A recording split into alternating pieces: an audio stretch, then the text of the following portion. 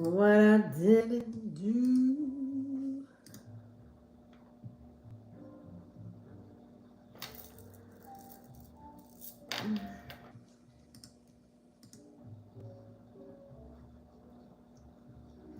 What I didn't do.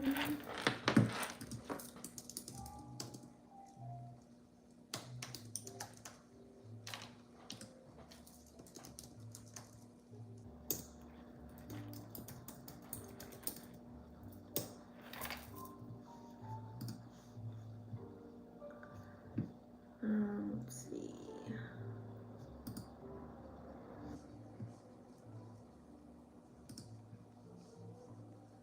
Well, that's cold. Wait, are we live?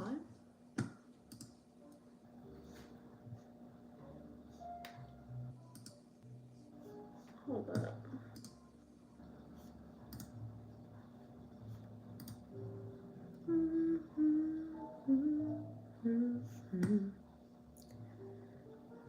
Oh, tripping. Wait. Okay.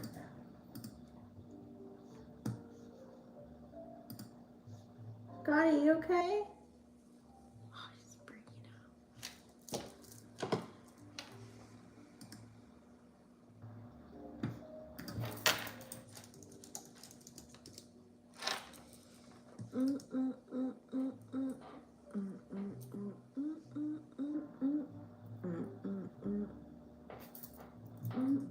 Oh, we're live. Hi, guys.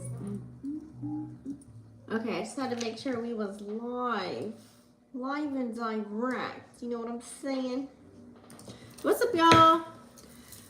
Welcome to Vixen After Dark. Thank you so much for staying tuned in, tapped and turned on. I'm your host, Tishiofo. If you guys have not already joined the fam, please make sure you go ahead and smash the subscribe button, click the bell right next to it. That way you guys are notified every time I go live. All right, so today, well, first of all, let me check in with y'all. How y'all been? Okay, because I took a little break from here because I had a lot to do on the back end of everything. Hello, Rebecca. Yes, I'm having a grand, lovely evening. Hopefully you guys have been doing well with this fat fire stellium that's been playing out, with the moon being in Leo right now. And then, you know, also having Mercury and Venus and Lilith all up in Leo with that fat fire stellium. So wherever you have Leo at, that house is probably been kicking for you, okay? You know, attention is at an all-time high. And depending on, you know, you're probably seeing how this is playing out in the world right now. Either you're getting a lot of attention or you're gaining a lot of attention. Whatever you're doing in life, this could be good or bad, and the people that are seeking attention seekers. And you'll see whether this is, you know, you'll see how it's playing out for them. Hopefully you guys have been staying hydrated. It's been very hot as well, too. New here. Oh, thank you. Love it. So today what I'm going to discuss is actually since the moon is about to go into Virgo, I already missed the whole little Leo mark there because I like to, you know, tell you guys before it hits or right when it's about to hit. So I'm kind of a little late on that train. I did do a couple like TikToks and stuff like that, but I really was taking a break from social media. I was updating my algorithms for myself because a whole lot of, you know, BS playing out and a lot of stories, a lot of distractions, right? So, anywho, I'm here to discuss Moon in Virgo. It's about to go later this evening or tomorrow morning, depending on where you are at in the world. So, we're going to prepare you for the Moon in Virgo. That way you guys can skip through the video, because if you guys are new here, I always do timestamps after the live video. That way you guys can skip through. So, I can't even talk. We're going to discuss a little bit as far as Moon in Virgo, if you are a Moon in Virgo. Or that way we can get to learn a little bit more about Moon in Virgo, the negative and the positive. And then also this will allow you to already kind of foresee the energy that will be playing out on a collective scale. So I will also go into detail about that as far as self, you know, love, relationships, career, health. I think that'd be a good topic to add in since Virgo does rule the 6th house of health and, you know, being of service. So you're going to want to pay attention to now your Virgo house, right? So I'm also going to discuss, you know your rising sign as well, because I'm going to go into wherever you have the house of Virgo, but I want to do it a little bit different. I want to give you advice on, you know, maybe some things to look out for as far as change or what change is going to be presented to you, give you a little bit of a positive outlook, also the negative side to that playing out in your house, wherever the moon is transiting, right? Moon and Virgo is transiting in different houses for the next couple of days. So this area will be affected for you. And also give you some solutions as well, because you know we solution based over here, baby. Okay. So, and then I'll talk a few about a couple of aspects that will be playing out for tomorrow. But by the time when you're watching this video, we're all acting like the moon is in Virgo right now. Okay. That way we can prepare. You know, we can be a couple steps ahead of the game. So thank you for tuning in. You guys, don't forget, you guys can find me at vixenfdark.com. I do have my personal readings over there, you guys. And then at the end of the astro update that I'm going to give you, I'm going to also go into the collective, okay? I'm going to do a collective spread. We've got our lovely decks here. And then, what else? I may do the wheel. We can do the wheel for all signs and like pull a card too. I think that'll be dope. Okay, so let's go ahead and dive in because I know you guys have probably been waiting. Okay, so let's go ahead and get started, guys. I'm gonna pull up, ooh, excuse me, pull up the charts. Let's pull up the charts. You guys, don't forget, if this is resonating with you, you can comment down below, or you can always give a thumbs up, share the video out, whatever you like. So we all know that since Virgo is an earth sign, this is immutable feminine energy, which is funny because it's ruled by Mercury, but you know, as far as emotions goes, because the moon is how we react and respond, it's going to be a little, I wouldn't worry too much about your emotional stance right now because Virgo will be there, right? Virgo will really like to go deep into their emotions. They get more emotional when it comes to, you know, people either doing them wrong or something ain't going right as far as gaining the material possessions or success in life, right? That's when it'll come out. But anywho, and you got to think, so since Virgo is immutable energy, this is the area of life possibly where you need to make some adjustments, where you probably need to be a little bit more flexible, you know, what's that word I'm looking for? Be like adaptable in a certain area of life as well when it's immutable energy. Kind of like it's time to really go with the current of the energy that's playing out because we have a lot that's going on. But it's a lot of it's pretty even besides having that fire stellium playing out for the most part, as far as water, air, earth, but I feel like there's a lot of fire playing out too. But pay attention to your fire and earth houses, okay? And if you follow my channel, I always let you know what's playing out and what to pay attention to as far as that goes. But let's kind of go in here. Let's see. So let's learn a little bit about a moon in Virgo. That way we can kind of understand what energy will be playing out collectively. So if you are moon in Virgo, what up? So moon in Virgo energy, they definitely have a strong desire to improve themselves. This is hence why they're always working, they're always doing something, they're always on the next big thing, they always have like some activities going on, there's always something playing out, they have many ideas. I mean, it is ruled by Mercury, which is the planet of communication and our thoughts and things of that nature, so that's why, right? So they're always trying to find a little bit a better way to improve themselves, which can be a good thing, but there's also a double-edged sword to that because you got to also think it being mutable. This is where an energy can really struggle with, ooh, this is really hot. Sorry, I gotta move my candles. They can struggle with being very indecisive or being too detail oriented. You could be fixated and paying attention to into too much at one time.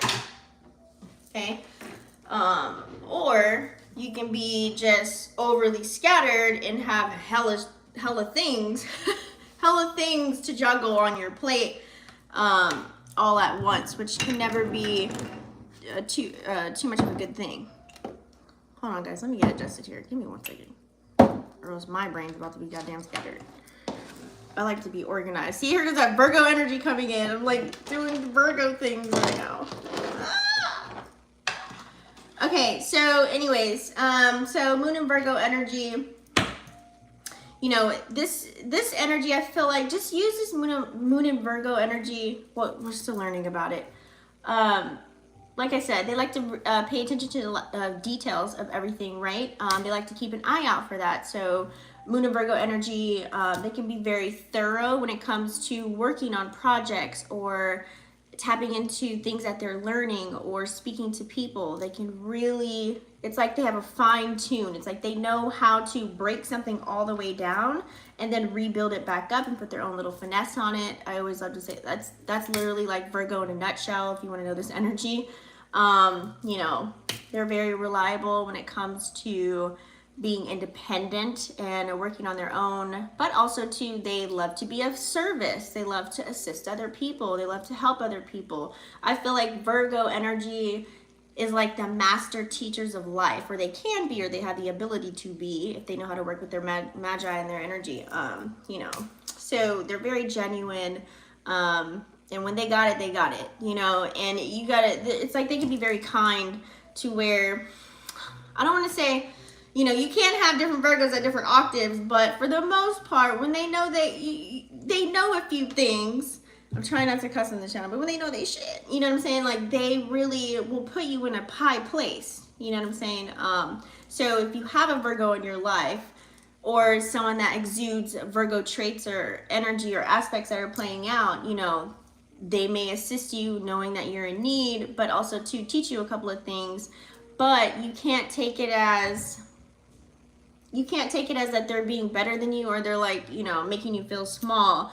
It's just when they're passionate about the things that they're doing, it's kind of like they have this energy like, go, we got to get it. Let's go. Let's do it. You with it or what? Like you down or what? You know what I mean? So it can feel like a little bit of pressure in a sense. So this is why it's good for you to just be open to change during this time. Don't be so tapped into your emotions, and make sure that you kind of go with the current of the energy that's playing out for you, and just be open-minded during this time, okay? You know, it rules also the 6th house, so this can also be your energy. You might be just like a Moon in Virgo. They're very attentive to their friends, their family, you know, people that they know, like, and trust, they care about, right? They're like the homemakers, or what do you call them? Caretakers? They're like caretakers. I can't even fucking think of the word. They're like caretakers, okay? You know, and I like that for them. But hence why they're ruled by Mercury. They can be very, what's the word? They can they analyze a lot. They're in their head a lot. You know, this is what helps them to be able to, you know, like I said, break something down. Like, let's say, for example, you give them something that's already built. They're gonna be like, well, if I did it, I would have built it like this, and I would have added this little spin on it, and I would have put this down, and I would have did that, and then I would actually change the steps in the manual and say, do this and add that, and make sure you don't forget that. You're like that. That's how their brain just thinks, just automatically off top. So those are the skills that they possess as far as problem solving and making informed decisions. So on the same token of that, most Virgos are very health conscious. You know, I have a few Virgo friends that I know that some are different though. Like some don't, they eat the finer foods, but it might not be great for them. And some are like, oh, I'm vegan and vegetarian or whatever. You know what I mean? So some of them are very health conscious, or, you know, physically, and even mentally. But, you know, to each their own. Everybody's different, right? So they just, you know, promote, for the most part, how to live a long life and how to also enjoy life on the same token, you know? It's just that they have like this very organized approach, very methodical to the things that they do. I mean, it is an earth sign, so, you know, these are our planners, these are our organizers, these are our CEOs, entrepreneurs, these, like I said, teachers, counselors. They're like the, how do you say it? They are not only like the idea makers, but they're also the initiators, and they also take action too. I feel like they're all in one. And I also feel like, since it's an opposite of Pisces, but I still feel like they are actually the most intuitive. If you really peep game about it, I really feel like they're even more intuitive than a Pisces, and that's coming from a Pisces. Like, I feel like they be knowing. But just some may not have tapped into, you know, might not be tapped and turned on to know that, but they might not know how to put a name on something, you know what I mean? But they know. So on the negative side to this, as far as the moon and Virgo energy, like I said earlier, you know, them paying attention too much to details can actually cause them to maybe not put action into something, or it may take a long period of time. It might be a slow moving energy as far as any projects that could be put out, you know, because Virgos are like perfectionists, and so the idea of them putting some work out, it's got to be perfect, it's got to be on point, and so therefore, you know, they can be very critical of themselves. You know, I want this to be this way, I want it to look like this, I want the colors to be this way, I want it to smell like that, I want this date, I want it done by this date, you know, like all these things they could be thinking about. So, you know, that feeling of being inadequate, or they can't do something, or someone telling them they can't do something, or if something's not super perfect, ooh, this can really hinder a Virgo. It's kind of like they have, I would say, like, what's the word, like reversed emotions to things like that.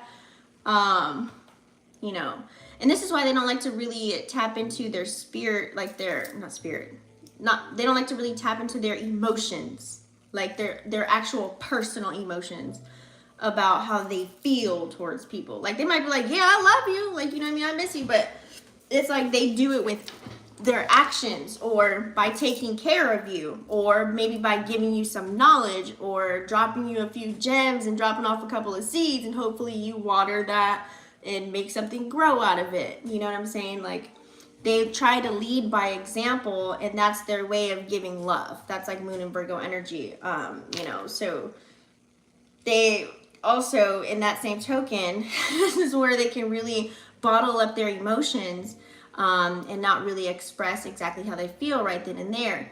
You know, I would say Moon and Virgo people actually thrive off of having long distance relationships. You know, it's a little bit better for them, because then it gives them the space to do what they got to do, and there's no one that's like hindering them, or someone in the background that they have to worry about. A lot of Moon and Virgo people, like, they probably love their kids, but at the same time, especially if they're a person that is like head of household or taking care of the house, they may neglect family life in a sense, because they want to make sure they build this solid foundation and get all their ducks in a row and do everything from A to Z, and then it's like, okay, let me come back.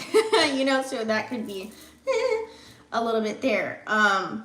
Also too, you know, since they're so analytical, you know, they worry a lot. These are worry warts. They have lots of stress and anxiety, because like I said, they want everything to be perfect. You know, they always just want to make sure everything's good, everything's right.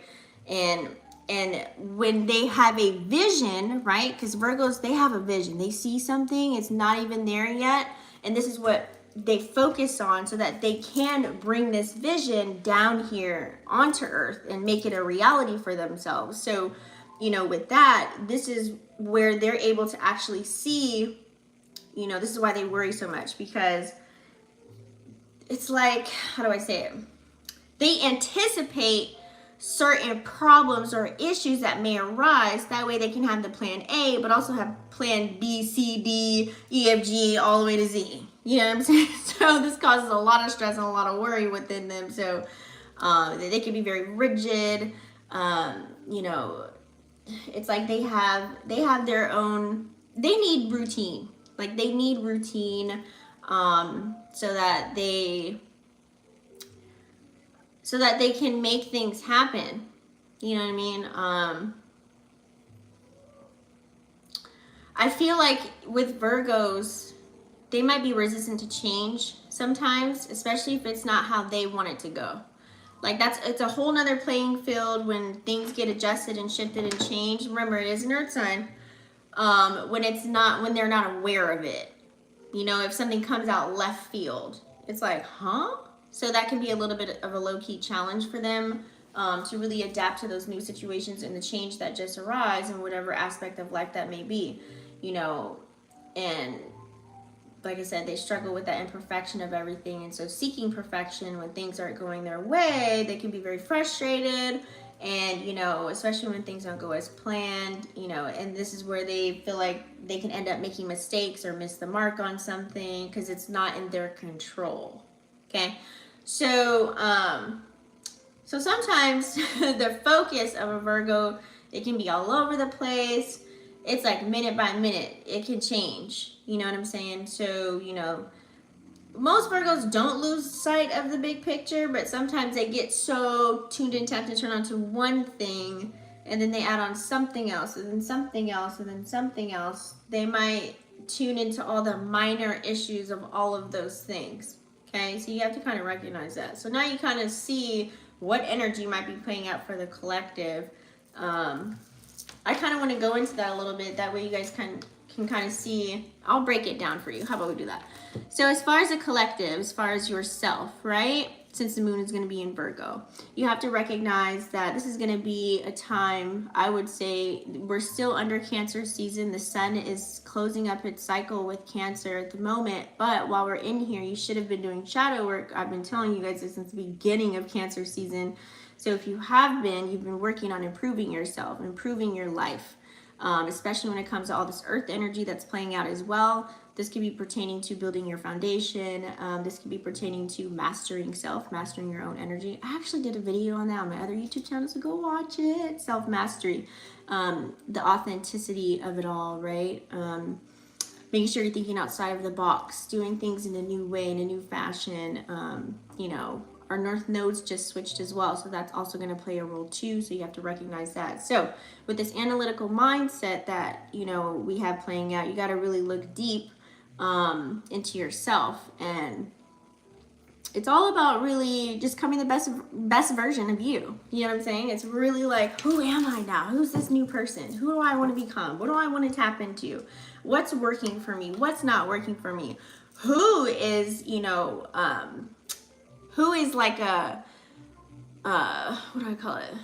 Who is an asset? Who is a liability right now? So you need all of these things. It's forcing us to kind of really pay attention to that. So low-key kind of get out of our feelings. But you got to remember, when the moon is in Virgo, there's the frustration. If something's not playing out according to plan, or you kind of foresee anything that's not right for you, this causes you to actually come up with a solution. You might be mad about it, but you need to come up with a solution and get the hell out of Dodge, especially when it comes to love and relationships, okay? Now, let me just add a little token to that, because, you know, Virgos are very, moon and Virgo energy, they're spiritually wise, okay? They really are. Some may not know what to call certain things, but they really are. Like, when I be like, hey, you doing da-da-da, they're like, what? That's what it's called? I'm like, yeah, that's what that's called. And they're like, oh, cool. Like, they're just tuned in, time to turn on already. So this is why I feel like it's like they automatically seek purpose in life. You know what I'm saying? They automatically just do it, like through all these little practical steps and moves, and with, you know, the disciplinary actions and things of that nature. Like, it's just already instilled within them. You know what I mean? Like, they believe that they can do better. Now, like I said, when it comes to love and relationships, you have to kind of think now. If you are in a relationship with somebody, you love somebody, or you live with somebody right now, you're married or whatever, you have to be very careful and cautious when the moon is in Virgo, okay? And I'll tell you why in a minute with all these aspects, but like I said, Virgos don't really like to go into their emotions. So on a collective scale, many people may not be wanting to tap into their emotions in that form or fashion. And you also have to recognize that we're in a pre-shadow. Venus is about to go retrograde, on the 22nd? And so tomorrow's the 20th, which is 2 days. So it's been in a pre-shadow. So this is like low-key breakup season, and there's a lot of aspects that are opposing and squaring up, and causes like kind of like questioning your relationships right now. It should be clear as day who you gonna be messing with and who you're not gonna be messing with, based off of their actions. Because like I said, that fire stellium playing out in Leo, you'll see what's, you know, the attention, what's being brought to your attention right now. Okay, so as far as love and relationships, this may not be the time. Some people might want to be a little bit more reserved with their emotions and not want to be so open and have those deep conversations. It's probably the emotional part is like, damn, I ain't got $20 in the bank. We need to come up, figure out how we're going to get this back. Like, that's the conversation. Like, that's the emotional conversation right there. Okay? So you have to think, because if like as a collective, if the moon's going to be in Virgo, you have to see, are you secure where you're at or are you not? and this will allow you to play out whatever scenario you're in as far as your friendships, business partnerships, love relationships, situationships, side pieces, and whatever have you. So, you know, if you are secure, okay, if everything's secure, everything's good, y'all got money, you got food on the table, you got the house, you got the car, you got the gas, you got everything going for yourself, boom, then this is where it can be very yummy for loving connections. You guys are going to be able to feel, you know, go on trips, dates, vacations, travel a little bit, whatever, learn a couple things together, do some things, and show emotion, and show your love, which Virgo rules the 6th house of acts of service and all of that, right? You're going to be able to show your love. Hey, babe, I brought you some flowers. Hey, I did your laundry for you. You know what I'm saying? So that you have clean clothes for work tomorrow. I cooked dinners on the stove when you get home. I'm going to go out with my girlfriends. You know, acts of service will be shown if you are in the higher octave during this energy when the moon is in Virgo and your relationship is going well. If it's not, well, you see how that's going to go, right? It's going to go the opposite. So you have to really think of that. You know, with this Virgo energy, you have to recognize Virgos, like, since they can be master teachers, and like I told you, they like to put you on the up and up. Virgos actually like and respect when you have your own things going on, and they can just add to it, kind of like the cherry on top of the cake. You know what I'm saying? Even though they might, you know, have to be their icing for you sometimes here and there. They don't mind that. But as long as you have the ingredients to the cake and it's baking in the oven, then they don't mind spreading the icing and putting the, you know, little cherry on top, okay? They have lots of respect for that when it comes to love and relationships, okay? Whatever ship you're sailing. So this is the kind of partners that this energy will be playing out as far as on a collective scale. So, you know, this is where you can detail it up, put the little sprinkles on it and everything. You know what I mean? So as far as relationships goes, you can kind of fine tune the current connections you have right now. You know what I'm saying? You can kind of look at, what is this person doing for me? Are they loving me and supporting me? Do they have something going on? Do we have the same interests? Do we not? Are we going apart or are we coming together? Like, you'll start to see all those little details, okay? And all the details are what's going to matter on your next steps forward, okay? Because the moon is about to go into Libra, hence during a Venus retrograde. So, and Libra rules the 7th house of relationships. We also have the South Node, which is in Libra. And so this is going to allow you this, you see how all this energy is kind of low-key playing out, and you will be able to see, should you stick or stay in the connections that you have. So you see how all this is going in order. I'm just preparing you for the energy, so just be prepared to really think about this, right? You might need to use that Virgo energy to go into hermit mode, sit back, peep the scenery of what's going on, and look at the big picture. And this is where you can make those fine-tuning adjustments that you need to. And either A, build yourself back up after you let somebody go, or build up the connections that you have right now, you know, to go forward, especially if this is like dealing with your financial forecast and building your foundation. So let's go into career and money, right? So this is a grand energy if you are building a business, you know, if you are even just, you know, you have some ideas that you want to bring to the forefront and you're trying to start something, or if you just want to create some things, right? If you have some creative hobbies or healthy outlets during this time, this is a great energy when the moon's in Virgo. Even at your career, as far as a job, if you're working a job, right? Because like I said, moon in Virgo is a very reliable energy. They're very hardworking, so they're going to be paying attention to the details of everything, right? So this is you could be like going to work like, yeah, I'm excited, you know what I mean? I get to do X, Y, and Z. We're going to do this today, and I'm going to make sure, like, let's say you're an event planner or something like that, and you're going to like make sure you have all the flowers and all the decorations and everything looks good. The aesthetics are there. You got the timing right. You know, you're really going to be into it, you know, whatever it is. You're going to be super into whatever it is, and pay attention to every little detail, right? And as far as you building your business, you're going to try to perfect certain things. There's always a negative and a positive to everything. So I'm just giving you the gist of what to look for. You know, you might be a little bit more organized, a little bit more like OCD with how things are laid out or how things look. You just might, you know, I would say use this energy, especially if you have your own business, to like really see how you can make adjustments to where things can play out a little bit better for you, okay? Especially if you're trying something new. You don't want to pay too much attention to the details and obsess over something to make it look so perfect to where you don't do anything. You also have to look out for that as well. So just use your analytical skills so that you can really excel in anything, whatever it is that you're tapping into. Just use it for that. You know what I'm saying? Just breathe, okay? This is not the time to beat yourself up and overanalyze and overthink and be critical. You don't want to play the lower octave of the Virgo energy, which is what I just said. You want to be on the higher octave of that because you can drive yourself crazy when the moon is in Virgo. We don't need that, okay? So help yourself so you can help somebody else, okay? Be in that energy of just being of service, you know, instead of complaining about doing something at work. Why don't you guys know you guys came to work together in the same goal. Why don't you guys team up and really come up with a nice methodical plan to get things done and get it going, and you guys all meet the same end goal. You know what I'm saying? And make work fun. Bring the fun out of it in whatever it is that you do. Like, this is how you transmit the energy. And then also what you can do is, like, for example, I don't know, like at home, wherever this is playing out. I'm going to go through all the houses, but so let me just stop there. I'm just go through all the houses, but try and just be of service if you can. You know what I'm saying? Play the bigger role, you know, in any aspect, especially when it comes to your health, okay?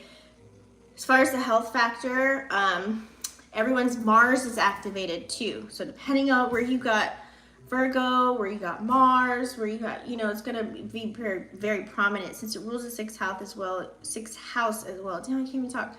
You have to recognize that with the Virgo energy, you know, you can stress yourself so much or cause so much anxiety in trying to make something look good or perfect something to where you can stress yourself sick. And it ends up being, you know, showing through your body. And we know stress, what that can do. You know what I'm saying? Like, that can really lead you, you know, on the bed you don't want to be. So you have to be careful. It's good to stay active, but make sure you stay hydrated, make sure you're resting as well. And you got to keep in mind, as far as the health factor, I do have to say this, okay? So make sure you have some nice healthy routines. You're incorporating breaks, lunch, water, eating, whatever works for you, working out. You know, if it's hotter, you might not want to overexert yourself, right? Do things at a slower pace. Don't go so fast. You know, like all the common sense stuff. But I feel like nowadays a lot of people don't have common sense, so I got to say these little reminders. So, you know, Virgos are very sharp, so you want to stay as sharp as possible during these times. Follow your little routines and stay disciplined and really take care of your well-being, okay? I'm just going to talk about a couple of aspects that are playing out as well, you guys. That way you can kind of understand what's going to be happening too. Let's see here. Okay, so we do have...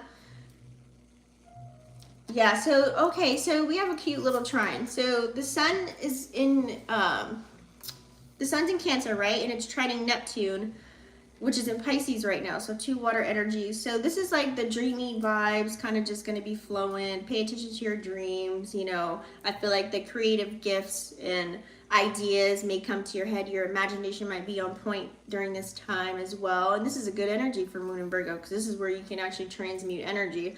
You know what I mean? Put your brain power and your focus on something that is going to be productive in your life with this trine that's playing out, okay? But also too, that Pisces energy in there, it's like people's emotions can kind of run low-key a little deep. Hopefully, you know, this is a good thing.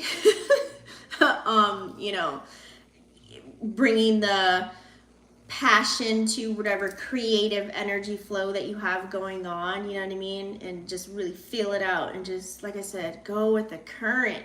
Try not to put your mind on distractions and put it on something that's going to better your life instead, you know, because time is moving so fast to where you can be so caught up. Like Let me give you a real life example. This whole, I don't know, what's her name? Casey something, whatever. The lady that lied about where she was at with the baby on the highway, kind of a deal. There's people that are on lives for 8 hours talking about this. Like, what could you have done for 8 hours? I mean, I'm just asking for a friend. Like, you know what I'm saying? Like, spend your mind on something more productive than that. Okay? That's a whole ass distraction that you could have just probably did about 10 jobs. You could have done something else. And you know what I'm saying? Like, you could have made a couple bags. Okay? So, I'm just giving you a real life example. We also have, Venus is having a cute little quincunx, or aka Quincy that we say on our channel. Venus is having a Quincy with Neptune and Pluto. Okay, Pluto, remember, Pluto is doing a lot of activity with the North Node. It's been squaring up with Pluto. Okay, so that is a major aspect that's rare, that barely ever happens. I posted that on my Instagram. I'm not going to go into it again if you want to learn about that. But so Pluto's retrograding in Capricorn right now. So you have to recognize with this Quincy's, think of them as low-key challenges in a sense, kind of like a irk or a little hurdle. So with Venus right now, which is about to go retrograde, and it's doing this in the planet of Neptune and Pluto at the same time, this is where love has a little bit of a twist. And this is what I was talking about, love and relationships. Now you're going to recognize having the moon in Virgo right before the moon is about to go into Libra is kind of funny with this retrograde that's about to go out. So it's kind of like you might have this vision for yourself about a connection that you're in, but yet you find out, oh, you wanted to have kids and they didn't. You know, it's like the dreams are colliding. It's just not coming together for you. You're like, what? You don't want to what?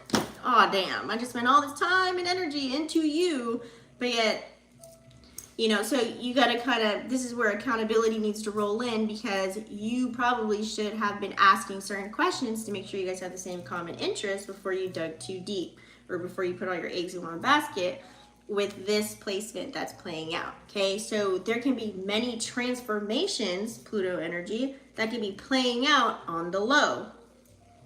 Okay, it just might sweep you like left field. You might be like, wait, what? So this can be a turning point. This can really transform the whole dynamic of the next steps or next phase, chapter, page, whatever in your book. Okay, so you have to pay attention to this Pluto energy. Okay, it's shifting. So this is where emotions can run wild, because this is also dealing with Neptune, which is in the sign of Pisces, which is water energy. So you have to recognize illusions, okay, are going to be tested. Okay, so like I said, you might have this big map, dream, plan, vision, whatever have you, and then the whole time it's like, oh, they sold me a whole damn pipe dream. So now power shifts will start to occur within that, whether this is you just dealing with yourself in daily life, or this is like, you know what I'm saying, playing out with another energy, another person, place, or thing. So you got to be aware of that. Okay. We also have Mars is going to also be opposing Saturn. So remember, Mars just moved into Virgo, and then moon in Virgo, right? And it's opposing Saturn, and we all know Saturn is Saturn's in Pisces too. So let's think about this. Mars is the planet of action, and it's in Virgo, with the moon playing out in Virgo. So it's kind of like, it's like fighting against your instincts in a sense versus your limitations and your dreams. You know, it's kind of like you might get frustrated in a moment, and then it, like I said, you work so hard. This is kind of like low-key the same energy in a sense. You work so hard on something and then you resist it. Like this could look like something that's too good to be true in a sense, you know, like, wait, is this for me? Should I be doing this? It's like, here comes the doubt, the fear, you question yourself, you're second guessing everything, kind of an energy, but you have to like not give up on yourself. This is where You know that energy where it feels like things could be blowing up all around you, but it could just be playing out in your mind. It could just be a whole illusion. Or because you might be looking at the fine details of everything, you might be foreseeing the forecast of all these bad things happening when there's nothing even happening. And then you just kind of like, you just say, oh, screw it. I'm not doing it anymore. So this is the energy of when Mars is opposing Pluto. You have to have patience. Like, you just gotta be patient. Just know that whatever is playing out for you and it feels good and it's working out, slow and steady wins the race. Just keep going at it. You know what I'm saying? Until you see otherwise, because this is the energy of where you can feel like something's at a halt or something like that and it's not happening fast enough, and then you just say, oh, screw it, scrap this, I'm gonna start over from ground zero. And then you're gonna be playing catch up with Pluto when it goes direct back in, you know what I'm saying? It's gonna be a whole mess. So you have to just come up with a strategy. So what does this look like? When you see things low-key starting to kind of slow down in a certain area, well, look at the man in the mirror, check yourself, look at all the situation, look at how everything's playing out, really think about it, maybe even do like a pros and cons sheet, think of a strategy on maybe like changing perspective or looking at it from a different angle or something like that instead of just giving up completely. You know what I'm saying? Whether this is a person, place, or thing, you have to really stay determined with this energy and face any challenges that come at you head on. Like, this is not the time to run. This is not the time to give up. This is not the time to hide. This is the time to really like deal with what the hell you got to deal with, okay? Because we also have Lilith is squaring up with Uranus. Remember, Uranus is things that happen unexpectedly. It's also an earth sign of Taurus, right? Material possessions, love relationships, because it's ruled by Venus. And then Lilith, you know, the dark feminine energy, which is in the sign of Leo as well, which is a fire energy, which is a part of that stellium. So Lilith's been, you know, being abrasive and doing whatever the hell she wants to do. We're just going to call her that. So when it's having a square, it's like boxing up with Uranus. So in a sense, with this energy, this is like rebel meets rebel in a sense, where they say fire meets fire. It's like duking it up, you know? So how this is playing out is, I desire X, Y, and Z, but yet I know I have to kind of low-key get shit done. You know what I'm saying? It's kind of like a battle with your inner desires and passions, and you know, it's like it's having something shake up, you know, your stability. Let's say, for example, like I said, you're comfortable with whatever it is that you're into right now. Everything could be going great for you, but yet you got too comfortable. So here comes the universe shaking shit up. Oh, you're stable? Oh, hell no, wait a minute. We want to play, we want to have fun and do something out of the norm. You know, so you got to really embrace the unpredictable. I always say to live a comfortable life, you have to get comfortable with living uncomfortably in this time period right now. And try not to be chilling in the South Node, which is your comfortable place. And remember, the nodes just switched into the sign of Libra. So it definitely is playing a factor with who we're connected to. This could be family, this could be siblings, this could be lovers, friends, people at your job, your neighbor. This could be anybody. You know what I'm saying? So you have to break free from what's comfortable. You have to break free from what is normal, or you have to just let go of the idea that everything is going to be normal again, or you have to recognize things aren't going to go back anywhere. They're going forward into a whole new thing. And also too, I know it's hard, it's easier said than done, but we have to really have courage during this time. This is where you need to have courage. Take that Leo energy, the lion, the courage from the lion, and have the courage to stand in the fire and to also pave your own way, because whenever there's change, this is like having like a new roadmap, right? Let's say God threw you in a situation. You don't know how to exit. You don't know the action plan. You don't know shit. You have to build your own blueprint, right? It's not going to already have instructions. So this is where you have to stand on 10 toes and have your crown on. You have to really find your true, authentic power to get through any unexpected shit that arises. Any hurdles, challenges, squares, oppositions, whatever's playing out. Like, you just have to, like, this is where instincts kick in. This is like gut, intuition. This is all of those things. This is why use the Virgo energy to be, you know, clear and detailed, to see, you know, and foresee things, but also still be open and not use the other side of that fire energy, that lower octave, where you're like, screw this, forget that. Like, you know what I mean? You don't want to be aggressive, or even passive aggressive. Like, you like take yourself seriously in what you got going on. You know what I'm saying? So pretty much for the most part, pay attention to your fire houses and your earth houses during this time, and you might have to move some energy around. Like, let's say you're too passionate about something and you don't see anything else playing out. You know, you got to add a little water. You know, you got to learn how to play with the energies like that. You know, too much of one thing is never a good thing. So you have to find balance, right? This is what it's kind of teaching us with the South Node in Libra. And then also having Venus going retrograde. Oh, it's going to balance things out for you, all right? But make sure you are balancing it and it's not happening for you because of that Pluto energy that's playing out here too. Because North Node is squaring with Pluto. Okay? This is like that's a big deal. Let's move on though. You guys can get personal readings if you want to dive a little bit deeper. What's your rising? Okay, so if you know your rising, the moon shifts, you know, every 2 to 3 days. So the moon is going to be playing out in a specific house for you, honey, okay? So Aries risings is going to be in your, hold on, 6th house? I think.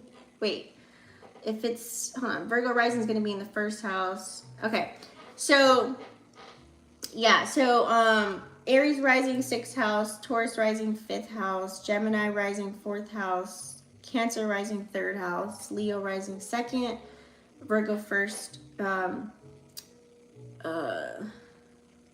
Libra 12th, Scorpio 11th, Sag 10th, Capricorn rising 9th, Aquarius rising 8th, Pisces rising 7th.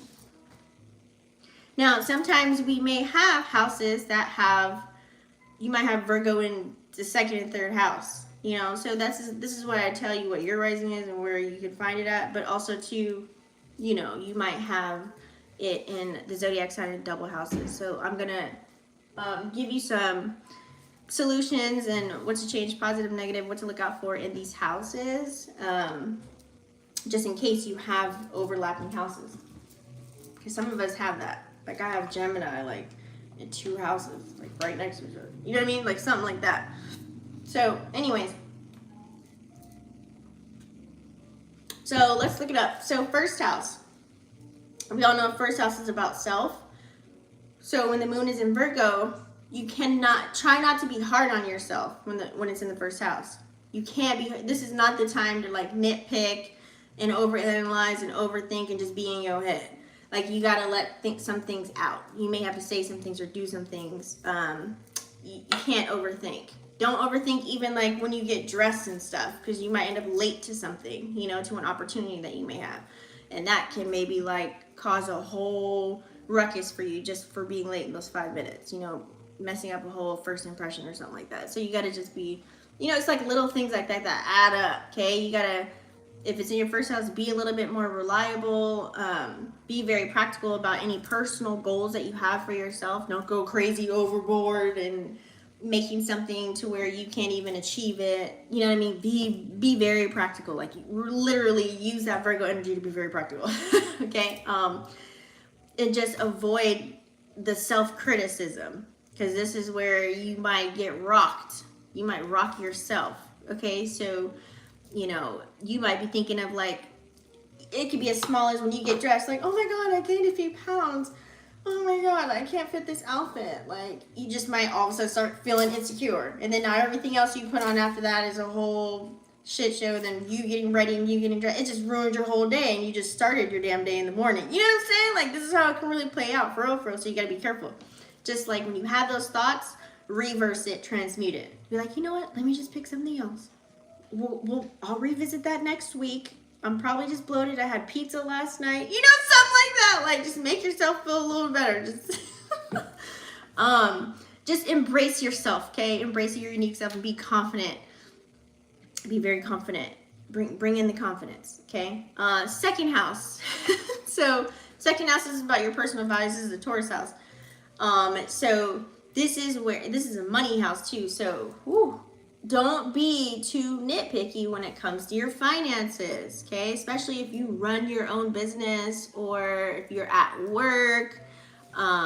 You know, you gotta be, it's good to be very detail oriented, but remember, if, like, for example, if you run your own business, you might be too picky to where you don't take any action or put anything out, product, knowledge, service, whatever have you, or you might keep redoing something over and over and over and over and over again, and your customers are like far and few now because you keep switching things up. So you got to be careful of that. And then also too at work, you know, try not to be like, oh, wear this badge, like, well, I'm your supervisor, so I need you to go take that out and do, you know what I mean? Like, don't try and, you could be like that. So try not to do that. Just be open to new ways or new perspectives, especially when it comes to your money. You don't want nothing messing up the bag. You don't want to shit where you eat either. You know, you just have to be very practical and with Virgo energy and learn how to manage even your money, you know, because you can overindulge or overspend as well when it's in your second house too. So be aware of that. Or you could be like, you know what? Like if you're in a relationship, you could be like, you know, if you like, let's say, for example, you're like, no, we can't go out to eat because last time I was to eat was $142, and that $142 could have went on the lights and the water bill. And, like, it's just, like, paying attention to every goddamn penny. I don't know. You could just probably drive yourself crazy. So just create a nice little budget. Focus on the long term, you know, especially when it comes to money. No one really likes to talk about money, but I always have to say that because you either good with it or you ain't. You know what I'm saying? Like, it's like one or the other. Anyways, third house. Third house is house of communication. This is a Mercury house anyways. So with Moon and Virgo here, you know, you can be very critical of the things that you say or the way that you think. You could be, I don't know, you could even be like in the midst of conversation, you can be very critical of what people say to you. Like you can, you know, prove them wrong or something, or you can come off as like superior to them or something like that. You know what I mean? Like with this Virgo energy, you know, you have to be careful of like the student teacher kind of vibe. You know what I mean? There's ways on how you can set the tone or delivery will probably be a thing. You know, you can be very thoughtful though and be analytical when need be in conversations. That's where you can use the positive aspect of it, right? But on the token of that, you know, you don't want to overthink, overanalyze, you know, all of that. You don't also, you know, you don't want to talk too much either. Sometimes you got to kind of zip it up and just watch things kind of play out. You know, read the room, check the temperature first, because you can cause lots of miscommunications or misunderstandings with that Virgo energy as well, okay? So just, I would say be aware, like be more of an active listener, and then try not to just listen to respond, like really, or I would say, what is that, hear to respond? Like some people just like talk or like to hear themselves talk and then they respond without even like paying attention to what the other person's saying. Then it's like you're in a one-sided conversation. It's not even a goddamn conversation. So you gotta make sure you're expressing your ideas clearly, but also you're being attentive to whoever you're having the conversation with. You know what I'm saying? Fourth house. Fourth house this is a Cancer house, and it's in Cancer right now. So this is home and family. So with that Virgo energy, try not to have that OCD. Don't get overwhelmed with the details of everything that's playing out in the home front. You know, this looks like you like, wait, you know, we have guests coming over, and you're just like going crazy with organizing and cleaning everything, and then you end up breaking some dishes and glasses because you're going too fast and you're paying too much attention to the details of everything, trying to make everything look all perfect. And you're not even relaxed, and you know what I'm saying? Like, you're just going crazy. I told you to put your shoes over there. Don't bring them over here in the corner. This is not. There's stress. There's worry. There you go. You know, there goes the health, right? Out the window. So you got to kind of pay attention. Be reliable. Be supportive. Be loving. Help one another, especially if you live with people. You know what I'm saying? Like, do that. Be on that side of the acts of service in a good way if you can. You know what I'm saying? Like, how can I help you with that? You know what I mean? Do you need help getting that up the stairs? Do you want me to help you unpack? Do you need, you know what I'm saying? Stuff like that. Because you don't, the last thing you would want is tension at home. Right? Like, most of the time, I'd say like 90% of the world has to work a job that's outside of their house for the most part. Damn, even if you work at home too. Make sure your environment, there's no tension. That's your sanctuary. That's your home. That's where you sleep. That's where you manifest and eat shit, all the things. Like, you know what I'm saying? Like, you got to make sure it's copacetic, like zen, right? So you don't want to cause any stress at your house or cause any tension. So just really, you know, be attentive to your family, you know, cherish who you got during this day and age, and really love on your people. Like, really love on them, you know. For the most part, I would like to say, you know, people do mean well. They just, you know, they might go about things in a different way. How they move might not be exactly how you move, you know, but you know this person and how they operate, so just, you know, let them be. Anyways, we can go on and on about that. Fifth house. So we all know fifth house, this is a creative house. You have to be really careful here with Virgo in the fifth house, because this is a creative house, right? This is a Leo house. So you have to recognize that, remember that fire stellium is playing out, especially if you actually have Leo here. But just, we're thinking about Virgo. So don't be overcritical, or try not to think so much into the details of, let's say you have an idea. Okay, you're taking action on the idea, but yet you also have a forecast of everything bad that may play out for you. So you're coming up with plan A, B, C, D, X, Y, and Z, but yet also too, in the midst of you putting anything out, you're like trying to make it so perfect, or you're trying to do everything in a certain fashion, or you freak out about everything, or to where you just don't even get anything accomplished. Oh, excuse me. You can become, there's that overanalyzing, overcritical, analytical, that whole mindset can like literally just come into play for you. You know, you gotta just, if you are a creative or a creator, I should say, let it flow, honey. Just let it come out. That's the point of creating. That's the point of being authentic. That's the point of, you know, being free in whatever it is that you are doing. You know, like if you beat yourself up over the way you do something, then it's like, is it really being creative? You know what I'm saying? Like, you just, it's like low-key micromanaging stuff. You know what I mean? You're just overthinking your artistic flair. You don't want to do that. It can take away the mojo. It can make it not fun. You know, you might look at something like, damn it, I'm not doing this anymore. I suck. Like, like, you know what I mean? It can be so bad on yourself. You don't want to do that. Get inspired. You know, whenever you get frustrated in that moment, I always take breaks. Like, I'm like, okay, this is not working out. Maybe it's my energy, or maybe I just need to look at something different. Maybe I just need to do something else. Maybe I've been doing this for way too many hours. I need like to eat something, or let me go outside for a minute, or let me watch something to get some inspo. You know what I'm saying? You might got to do a couple of those things. You know what I mean? To get back on track. You never know. You know, that way you can then let the creative energy flow, and you feel a little bit more free, and actually you love whatever you're passionate about. You love whatever it is that you do. Okay. So sixth house. This is a Virgo house. So remember, always think of like, I know the moon. What is that noise?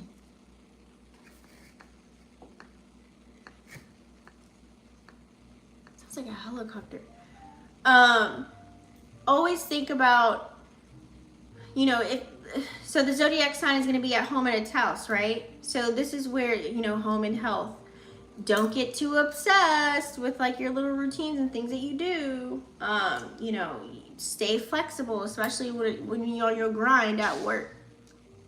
What was that? Stay flexible when you're on your grind, when you're at work, or whenever you are working on a business, or whenever this is pertaining to like, let's say you're doing P90X for 30 days or something like that. You don't want to stress yourself. I gotta get this done. I gotta do this. You know what I mean? But here comes day 4 of P90X and you're dead. Like your body is just dying. It's hurt.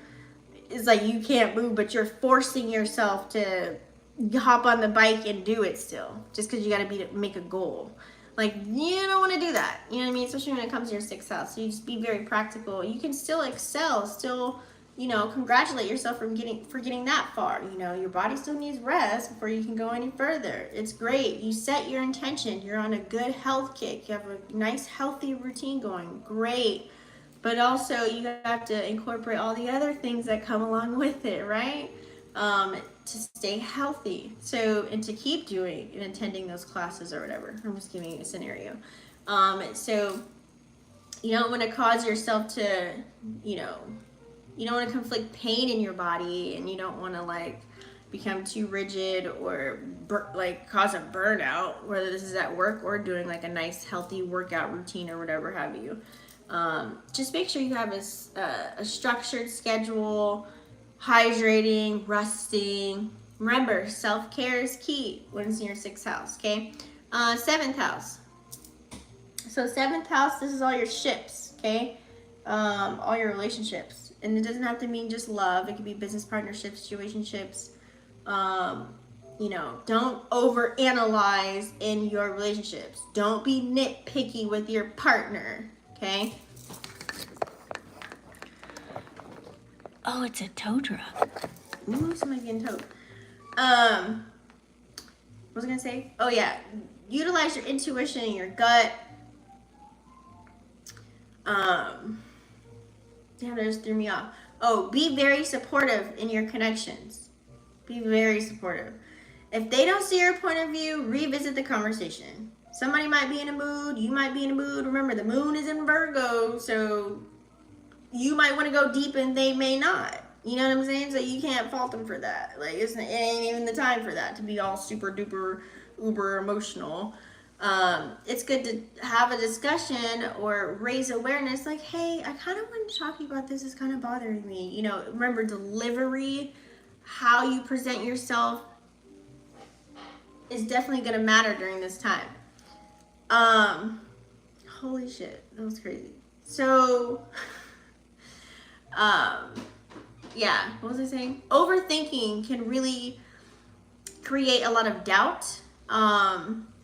And you could just become very insecure. Like, if a person doesn't want to do the same thing that you're doing at the same time, you can become insecure. Like, is it me? Is it them? Like, do they not like me? Like, you start to think of all kinds of crazy stuff that ain't even playing out, and you're going to just start imagining stuff. So making sure you're communicating openly and honestly is going to be the key whenever ships you're sailing, and find a nice balance between giving and receiving. Okay? 8th house. So this is like intimate connection, shared resources. Okay? So this is that scenario I was talking about earlier. If you share resources, y'all paying rent together, don't be so like, no, why are you buying that? Don't buy that. That costs $200. We can put that $200 on another bill. Like, you know what I mean? Like, it's like, wait a minute, hold on. Last time I checked, what the fuck is going on? Last time I checked, I go to work and I work hard just like you, so I want to buy me something nice too. You know what I'm saying? So you got to really pay attention to those things and be aware of, you know, this is also like deep transformational house too. It's a Scorpio house. So you might have, you know, you might be low-key manipulative, or you might foresee someone else, or you might have hidden motives in some form or fashion to try and get the things that you want. You know, you got to trust your instincts when it's the 8th house is a water house. So go with the flow, right? Show, especially when it comes to intimate connections, let the other person know that, show them that they can trust you. Little stuff like that. By what? Being loyal, being supportive, being open, you know, all of those things. Don't overthink, because especially when it comes to the 8th house of Scorpio house, you don't want to have develop more trust issues and things of that nature. It's going to cause so much funk. You don't want that. Just be, I would say, if it's transiting your 8th house, there's other ways that you can show vulnerability and show your partner that you still care, but you just might not want to go deep right now. You know what I'm saying? Like, there's other ways to do it. Just work around it if you're trying to build any deep connections in your life. 9th house. So 9th house, this is a Sag house, right? Higher learning, education, travel. So don't be overcritical about things that you hear, okay? Like, you know, you see all these headlines that are playing out, you might have a certain belief about all of these things. Well, don't sit there for 8 hours trying to, you know, force your ideals or morals, values, and beliefs on people and make them believe what you believe is, like, you know, the end all be all, when it's really not. You can really go deep in this 9th house, and that can cause you some crazy stuff to happen. Just be open to listening perspectives and being open to learning, and stay a student. You might have to keep a couple things to yourself, you know, just to save you on that aspect. Use that brain of yours and be very analytical. Just be open to, like, new philosophies and new ways of learning, especially when it comes to, like, other cultures and things of that nature, okay? You don't want to overthink when it's in your 9th house, because this can really lead to, like, you being closed-minded, or you isolating yourself because, well, they don't believe me. What? I can't even be friends with them. I'm deleting them off Facebook. Like, do some dumb shit like that. So you got to be careful, too, and really embrace the diverse perspectives that might be, you know, coming your way. And just really keep an open heart, okay? 10th house. So 10th house, we all know 10th house is all about career and public image. So try not to be a perfectionist, okay? Try not to be a perfectionist. This is about career. You have to be careful in the 10th house. Like, you want to allow some risks, but be more calculated with your risks. You know, don't put all your eggs in one basket because you see this vision, you just forge forward and you just stomp on everybody in front of you to get there to get it done. You don't want to do it like that. You know, when you're trying to climb the ladder to success or whatever have you, make sure you have integrity while you're doing it. Okay? And also, too, you don't want to take too long to make decisions on things that's going to bring home the bacon. It's good to really think about it and read contracts and all that stuff, but you also don't want to miss any opportunities, too, by doing that overanalyzing, overthinking kind of energy that Virgo can bring, okay? So you got to kind of nip it in the bud there and make sure you know what you want, make sure whatever's being presented to you is clear. If it's not clear, seek clarity, ask questions, you know, all of those things, and just be very open. 11th house. 11th house, this is like friendship groups, connections, house of connections, you know, meeting people, your hopes, your wishes, friend groups, you know, things of that nature. So in 11th house, you know, when it comes to your social circles and stuff like that, you got to be careful here too. You don't want to be, you know, nitpicking, or you don't want to be like the people-pleasing energy or just accept anything, you know what I mean, and be a follower. Like, you know, you also don't want to be in the same token of like, no, do it this way.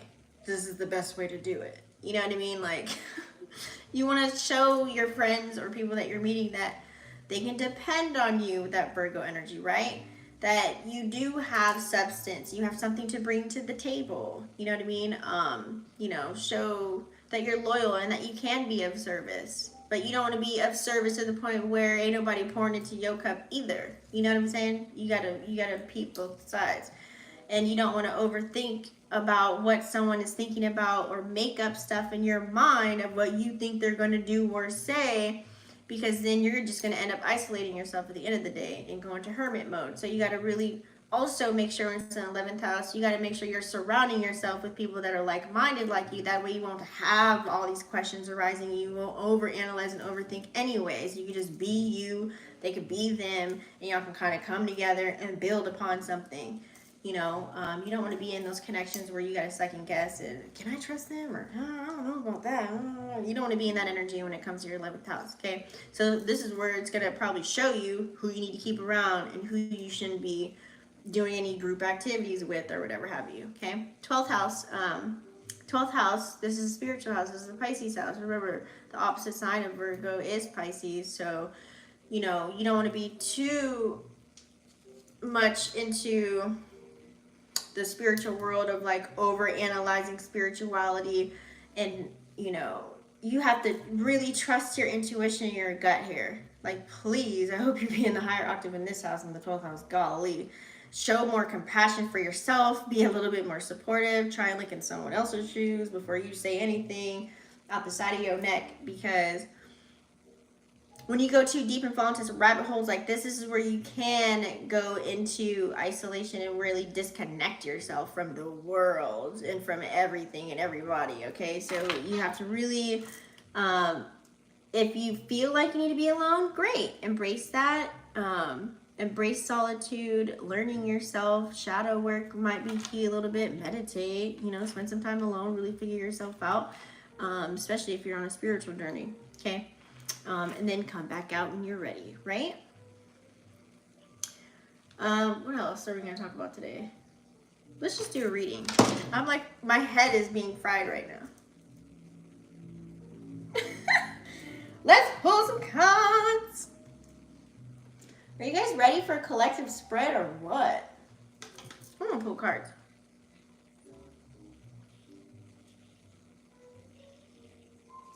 I think it's these lights, because when I do it at night, I have to have lights, so it's like kind of bright. It's the lights. So what are we doing? We're doing a collective, right? How do we want to do this? You know what? I don't know if I want to do more. I don't want to do tarot astrology. Actually, you know, I like my energy cards. Let's pull the energy cards. I'm ready for a reading. Oh, hey, what's up, Lex B?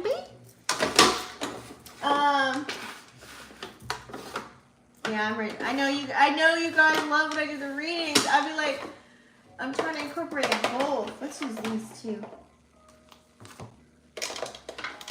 Because I feel like astrology is a really good tool to like know really for real what's playing out versus like, you know, how people like to tell y'all stories and stuff. I like to give y'all the real. And then that's when the cards come in and kind of confirm that for us, right? And give us a little bit more detail.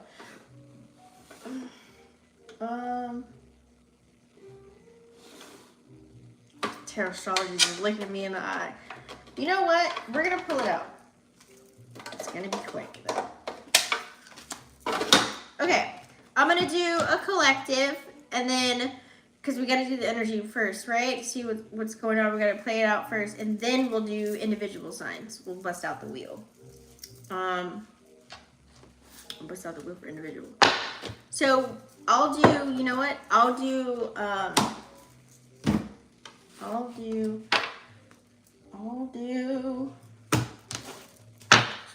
so like, let's get started, right? Let's get started with the collective. We're just gonna get some cute little reminders, what to focus on. Cat hair, so nice. How are you? Thanks for coming live. You guys ever get a thumbs up the video? All right. What do we need to know as a collective? Moon is in Virgo. What are some cute little reminders for us? Oh, I seen how it fell first. Damn, it was a reverse card.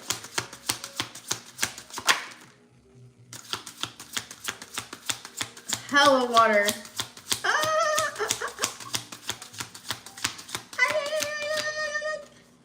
All right. Hold on. Damn. Okay, so I read reversals first. So these are just some reminders, you guys. Oh, these are sideways. Reverse, reverse, upright, upright. Okay, not bad. I thought it was worse. Just some cute little reminders. Okay, so like I said earlier, confirmation. We have the Page of Chalices in reverse. A lot of emotions lately. Aw. So this goes back to me saying how maybe some people may not want to tap into their emotions. You might give a love note and be like, I just really want to tell you how much I love you. And then you have expectations coming into the conversation of looking at the person like, oh, you don't love me back? You don't want to tell me why you love me? Like, and they're looking at you like, I just told you I loved you. Like, I just cleaned the whole house for you. Like, we just went out to dinner. Like, I bought you a whole outfit. Like, what do you mean I don't love you? You know, it's like you going in looking for more. It's like the messages aren't there, you know? So you have to be careful of this energy that's playing out in the moons in Virgo. Like I said, people may not want to go deep at this time. So it's nice to go back to self. When in doubt, self-love is key. Like, go to yourself and find love within you. And you know what I'm saying? Build your own goddamn self up. Because last time I checked, you go back to yourself at the end of the goddamn day. People come and go, honey. Okay? This is why the art of detachment, you may want to master that. Okay? We do also have the Queen of Chalices in reverse. The emotional intelligence portion. I know the sun is in Cancer, but it's about to get out of Cancer right now. So you have to recognize Saturn and Neptune are in the sign of Pisces. Ooh, excuse me. Even though we do have the sun in Cancer right now, you know, this is a Cancer card, Queen of Chalices in reverse. This is like maybe not having the emotional intelligence in certain aspects or areas. Like I said, even though this is a feminine mutable energy, the emotion factor may not be all there, especially because Venus is in a pre-shadow of also retrograde, which is also love and relationships too. You got to think more earth energy is playing out with all these aspects, you guys. So you have to recognize it's really going to be about foundation, stability, material possessions, bringing home the bacon, things of that nature.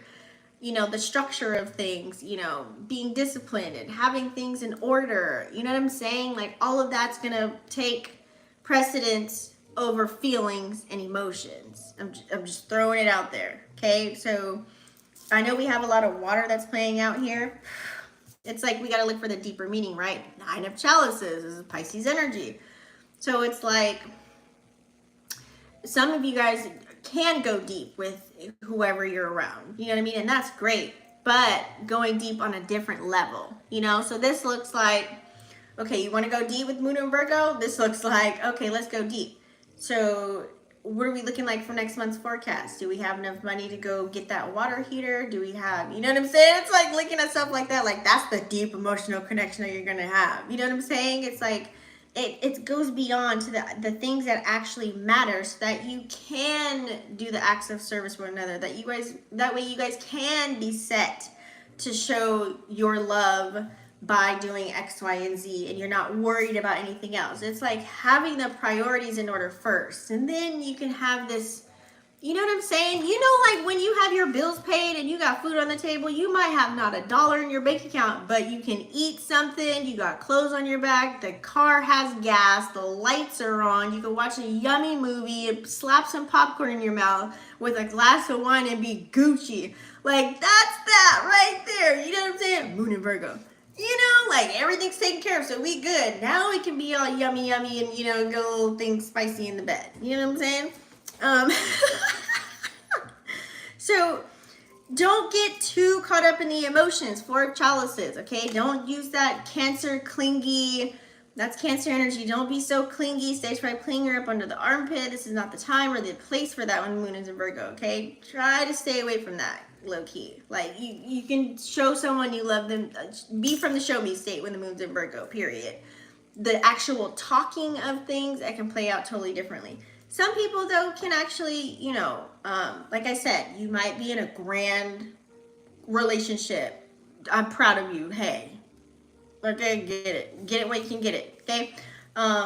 So on the flip token, it's all about taking action. That's why 7 of Wands came out. Like I said, the passion will be, hey, you baking that cake, it's in the oven, okay, cool, I'm gonna be home to ice it and put the cherry on top. And then y'all come together and y'all can eat together. You know what I'm saying? Boom. That's Moon and Virgo right there. That's the love. That's the passion. That's the excitement. That's going deep right there, Moon and Virgo. So just a little reminder, okay? We got to throw it out there. They want us to really make sure we're aware of that. So don't get, you know, offended or overanalyze or think that this person hates you, or you know what I'm saying? Like, give it a minute. Give it a minute. Because trust me, when the moon goes into Libra, then we're going to have it highlighted on our relationships once again. Because remember, South Node is in Libra. Okay. So that's when we can revisit about our relationships and connections. Okay. Just a cute little reminder.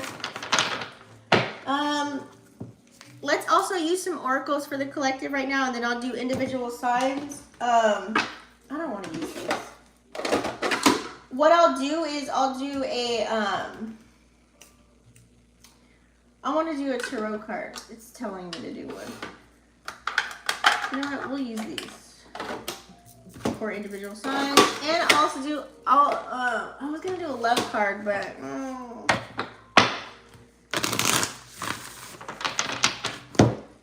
okay, fine. Which one though? I have 2 love oracles.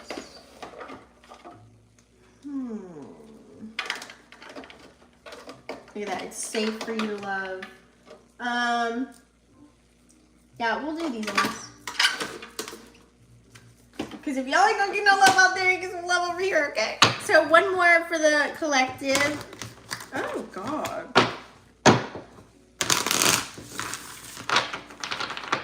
And if you stay long enough, it might feel a little frisky. You might get a 1-card pull. I mean, you never know.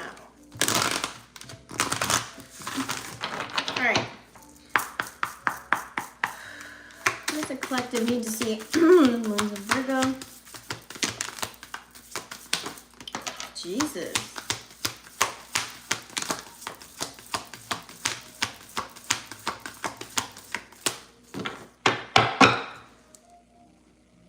A lot of emotions lately. Good reminder. Okay. Boom. See? I was saying earlier, look at that. Confirmation, guys. Flow. Okay? No matter what dark energy is playing out, remember, be more solution-based. Okay?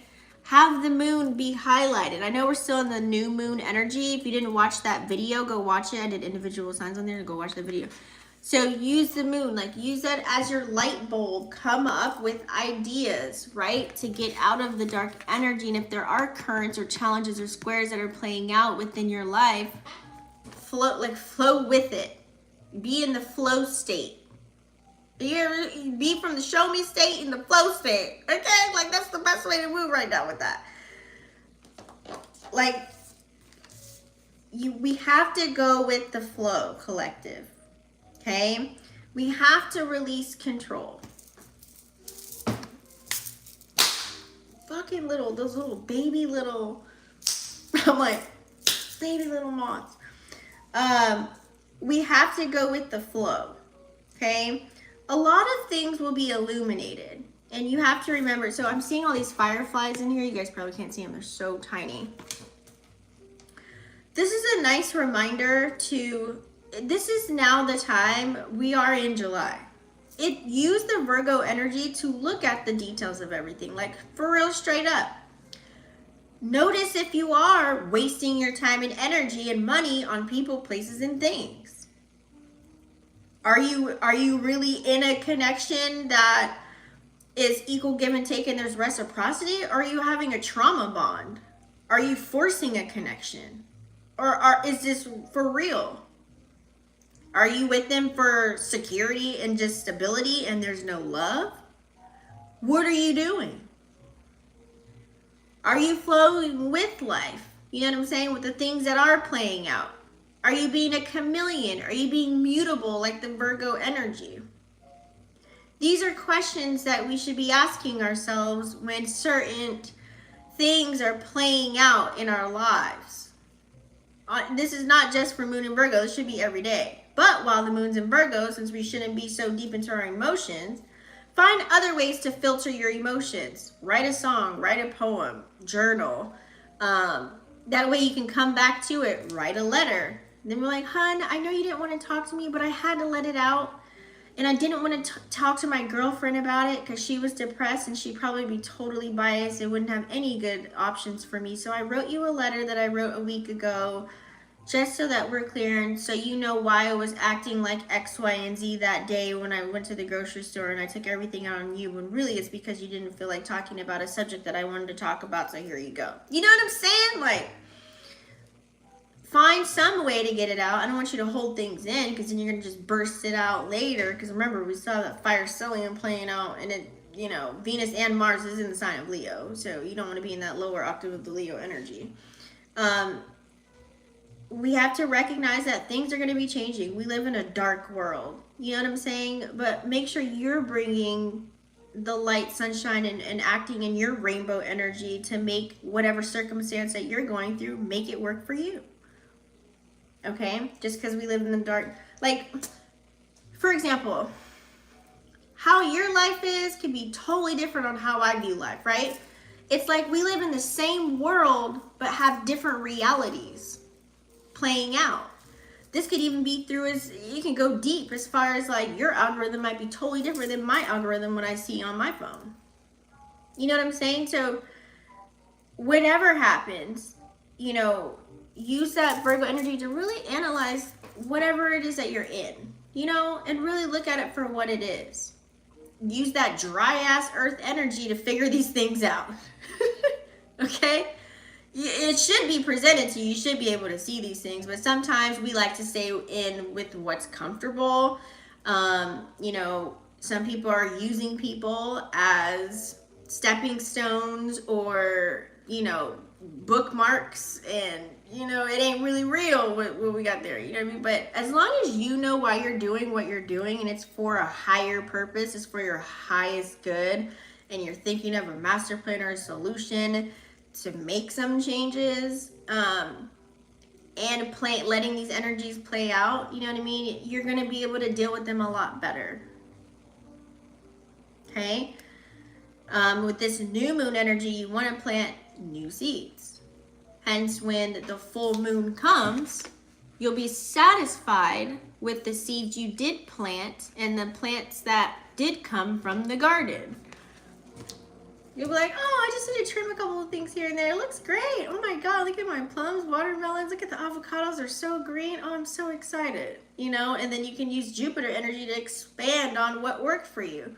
Versus going the other way, you're going to look at your garden. It's going to look like a whole bunch of dead weeds and leaves and bugs flying around. Ain't nothing growing from it. It's just like you're going to be even more depressed, sad, upset, and restart. And you're going to be playing catch up with Pluto, and then you're going to be really discouraged when all these retrogrades, 7 planets going retrograde. You're going to be going crazy. Okay. So you got to really embrace the things that are playing out. Okay. More dark energy. But look at the swan. Bright as day like midnight. Glow in the dark. This is being a chameleon. This is being adaptable. This is being, you know, allowing yourself to open up to change. This is transforming. This is seeing the light at the end of the tunnel. This is being optimistic versus pessimistic. And this is really looking at everything and being actually standing there and being grateful for what you do have. You know, actually loving on the people, places, and things that are here now. Because you don't know what's going to happen in an hour. You don't know what's going to happen at midnight. You don't know what's going to happen in the morning. You don't know what's going to happen in your sleep. You don't know what's going to happen tomorrow.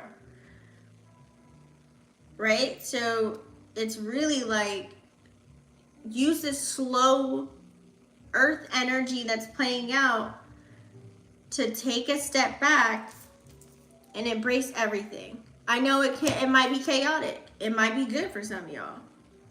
You know what I'm saying? Bring the excitement, bring the fun, bring different, bring new, you know what I mean? Or if you're in a negative octave, find ways to get yourself out of whatever you're in that doesn't feel good. You know, sometimes we kind of like, we could be so stuck and fixated on something that ain't working and put so much time and energy into that, whatever's making us feel down, sad, upset, mad, depressed, especially if it's a person, and not want to do anything, not want to go to work, not want to wake up, not want to look cute, not want to do our daily living activities that we normally always do. You know, it can get even as bad as like not even want to wake up to wash their ass. You know what I'm saying? Like it can get real bad. So you don't want to get it there. Love on the people that are loving on you and that are supporting you. Okay? Show love, show gratitude. Send a text. Send like, hey, you helped me. I appreciate you. You know what? I feel bad. Let's go to lunch next week. I've been dodging you. Really, I've been giving my time and energy and focus on someone that doesn't even care about me. You know what I'm saying? Like, why am I even doing that? Why? Because, sorry to break it to you, you know, it's no surprise that a lot of us are, you know, well, a lot of people, I should say, we're so addicted to toxicity because none of us grew up knowing what healthy connections are. We probably weren't raised seeing a healthy connection growing up. And the ones that did, they probably didn't have their parents around enough to show love and affection. Even if you did have it right. You know what I'm saying? Even if you had the house and the white picket fence and everything you wanted. I bet you your mom or your daddy was always working and wasn't home. And then they end up, you see them together, they look good, but then all of a sudden you might hear arguments or popping pills, or one is gone, the other, you know what I mean? Like, something. So appreciate what you have now and who's here on your voyage, okay? On this journey of life, this video game that we're living right now. Voyage. Another moon in there too.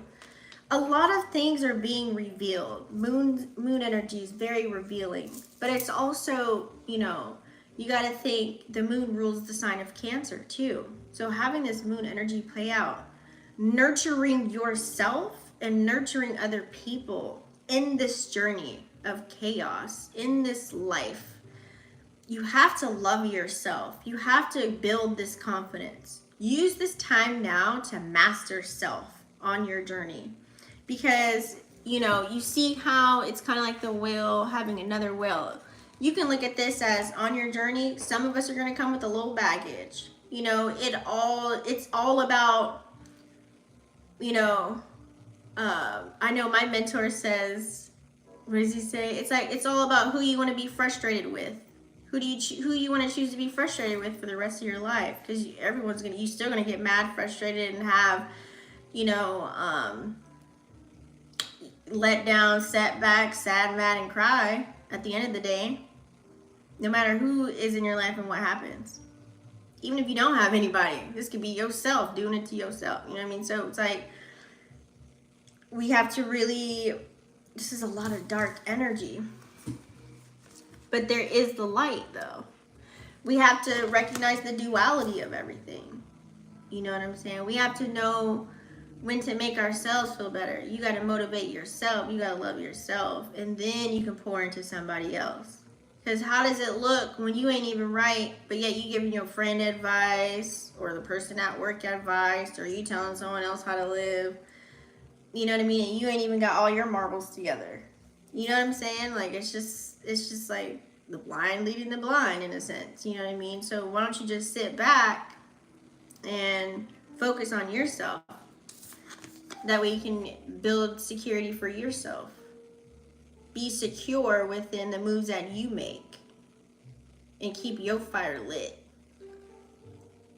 You know, this could be your passions, desires, whatever it is that you're going towards. There's a lot of water here. Some of you guys could be Pisces, Cancer, Scorpio, or maybe it's telling you to utilize the Pisces, Cancer, Scorpio energy as far as comforting and nurturing yourself and utilizing your intuition and your gut so that you can actually, you know, go in this flow and ride these currents that are playing out, you know what I'm saying, and be mutable and move like water and be like a chameleon, you know what I'm saying, knowing when to pop out, knowing when to express your passion and be the life of the party, you know what I'm saying, like, know when to put your time and energy into other things and transmute. Sometimes, you know, it could be playing out as sometimes you have too much fire energy, you need some water, you know what I mean, to put out the fire. Or you can have too much water, maybe you need to add a little bit of fire. Like if you so caught up in your emotions, you mad, sad, upset, crying every single day, or frustrated and mad and just all up in your emotions and feelings, and you ain't getting shit done. You're not taking any action. There is no fire. Your fire is dim. It's lit. It's out. The candle is out. You know what I mean? Like you got to make sure that you're still taking care of your duties, responsibilities, and obligations. You know, and building your foundation, bringing home the bacon, building stability and supporting yourself. And then it's good to have a divine masculine, divine feminine to come in with you, right? We all need each other at the end of the day, and we're all connected in some form or fashion. It's just all about how you do everything. And it's all about whatever it is you're putting your time and energy into, whatever you're focusing on. If you're unfocused, it's time to focus on the things that actually matter. As I was saying earlier, make sure you're using your brain for good and not for distractions, because you know, you can end up being left out in the cold and be lost in the sauce. And mountains bring challenges. You could be building more challenges than squares for yourself. Hello, Enchantress. So, you know, just really focus. Okay? Focus on really what matters to you. Focus on what is going to help you bring you your own happiness. You know what I'm saying? It's really important. I know it's easier said than done, because we all have things that we're going through. There's a lot of things that you may be going through. I may be going through. People will be going through things on a daily, you know, and may not say anything about it. You know, this could be insecurities. This could be all kinds of stuff. Like, I have so many questions too about life, you know what I mean? But I still make sure I take action on my passions and creations and whatever, and like I'm coming to you guys today and going live, you know what I mean? I'm still taking action. You can't let, like, you know, one thing ruin the whole goddamn movie. You can't let it ruin your show. You can't let it end the episode. You know what I mean? Like, you got to make it at least a to be continued. You know, you got to keep going. So those are just cute little reminders. So let's do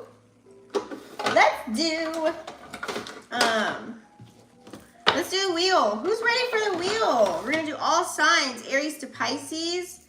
Let's get the wheel. Let's get the wheel. So what I'm going to pull is an energy card, because we're going to pull your energy with numerology, a romance oracle, and also we're going to do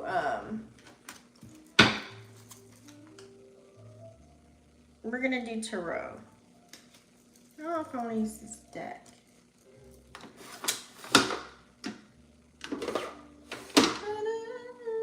Ooh.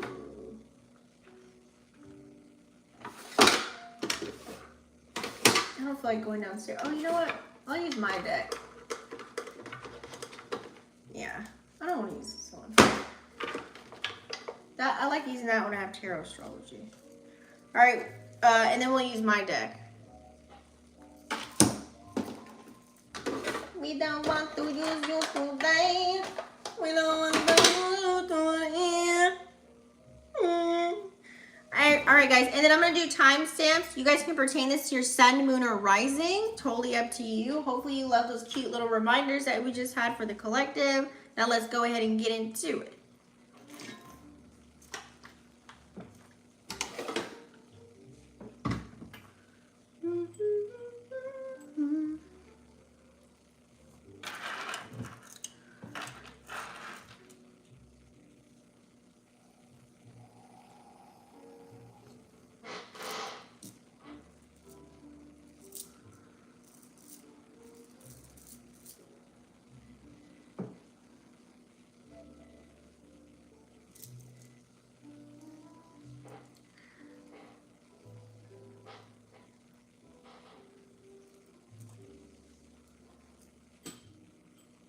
All right, first let's start off with the energy.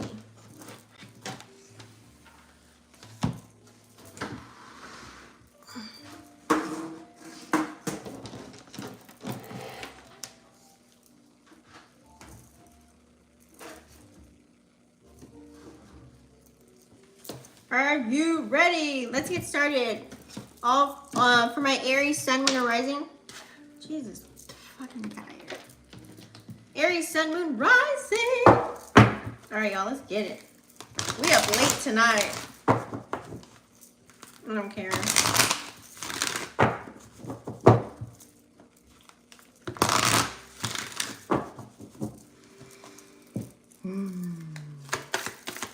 Aries, let's do one card.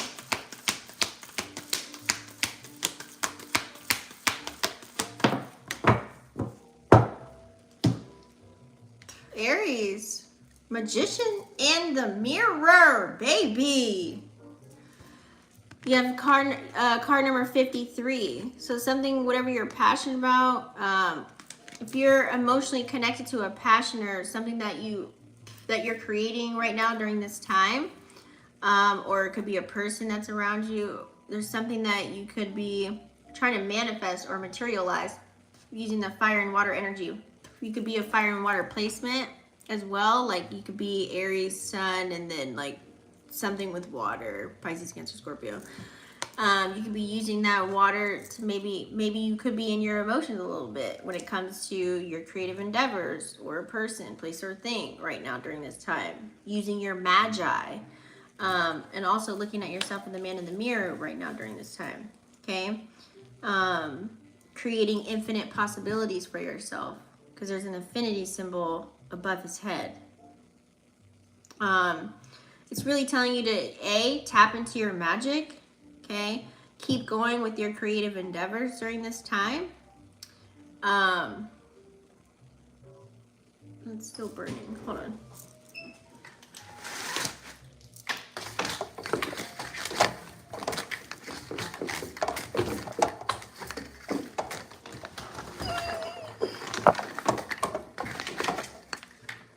Sorry, y'all.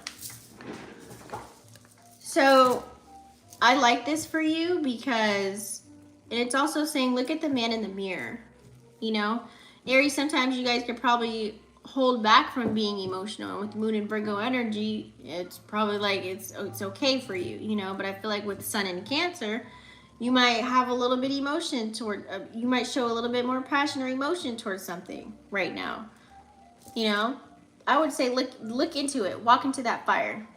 What are you feeling right now and really feel that shit? Let me get you a romance oracle.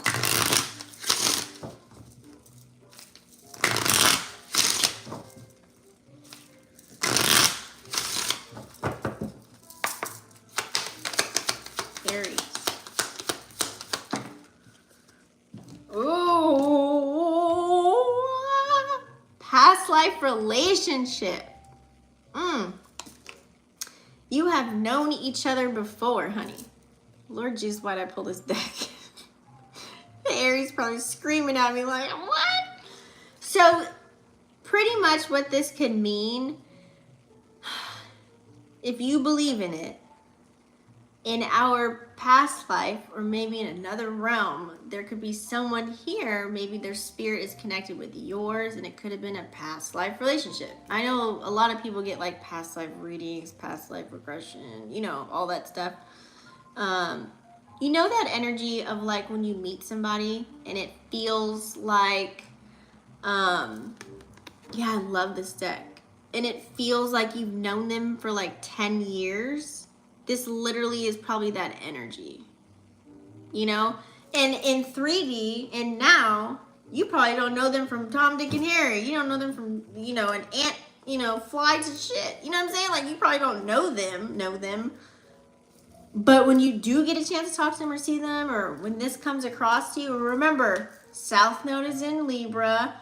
Venus is about to go retrograde. I'm just throwing that out there. You never know what can come to you.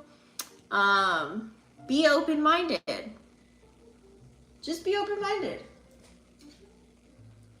Okay? Be open-minded. Let's pull a tarot card for you. You never know. And also, too, I want to say, if you do know that you have a past life with somebody, like you got a whole little synastry and reading and all that stuff, just because you know that doesn't mean we're supposed to be connected in this lifetime. And I'm not saying that in a negative way, but I'm just saying, like, you know, it might mean maybe you guys have work to do. Maybe there's something that could be playing out for you. But, you know, it's nice to, it is comforting maybe to know that. But also, you might not know who y'all was to each other in a past life. You could, like, you know, I'm not even going to go there, but we don't want to. Could be a good thing or a bad thing. Let's just leave it there, okay?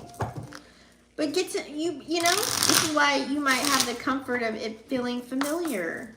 Or you meet someone and you talk for hours or something like that. Or you guys just have hella fun together and you guys have, like, you know what I mean? It could come out to be so many different things. It could be dope as hell, but I feel like some people, their starting point, they base it off of, well, I've known you in the past life. You were my wife or you're my husband, so let's get married now in this lifetime. Like, huh? Like, I don't even know you yet. Like, wait, what? Like, it's weird. It's weird. People do that, though. It's weird. Anyways, Aries, sun, moon, or rising. What does Aries need to know? Oh, you have the Emperor card. You have your card that came out. Oh, Lord Jesus. Hold on. Oh. So,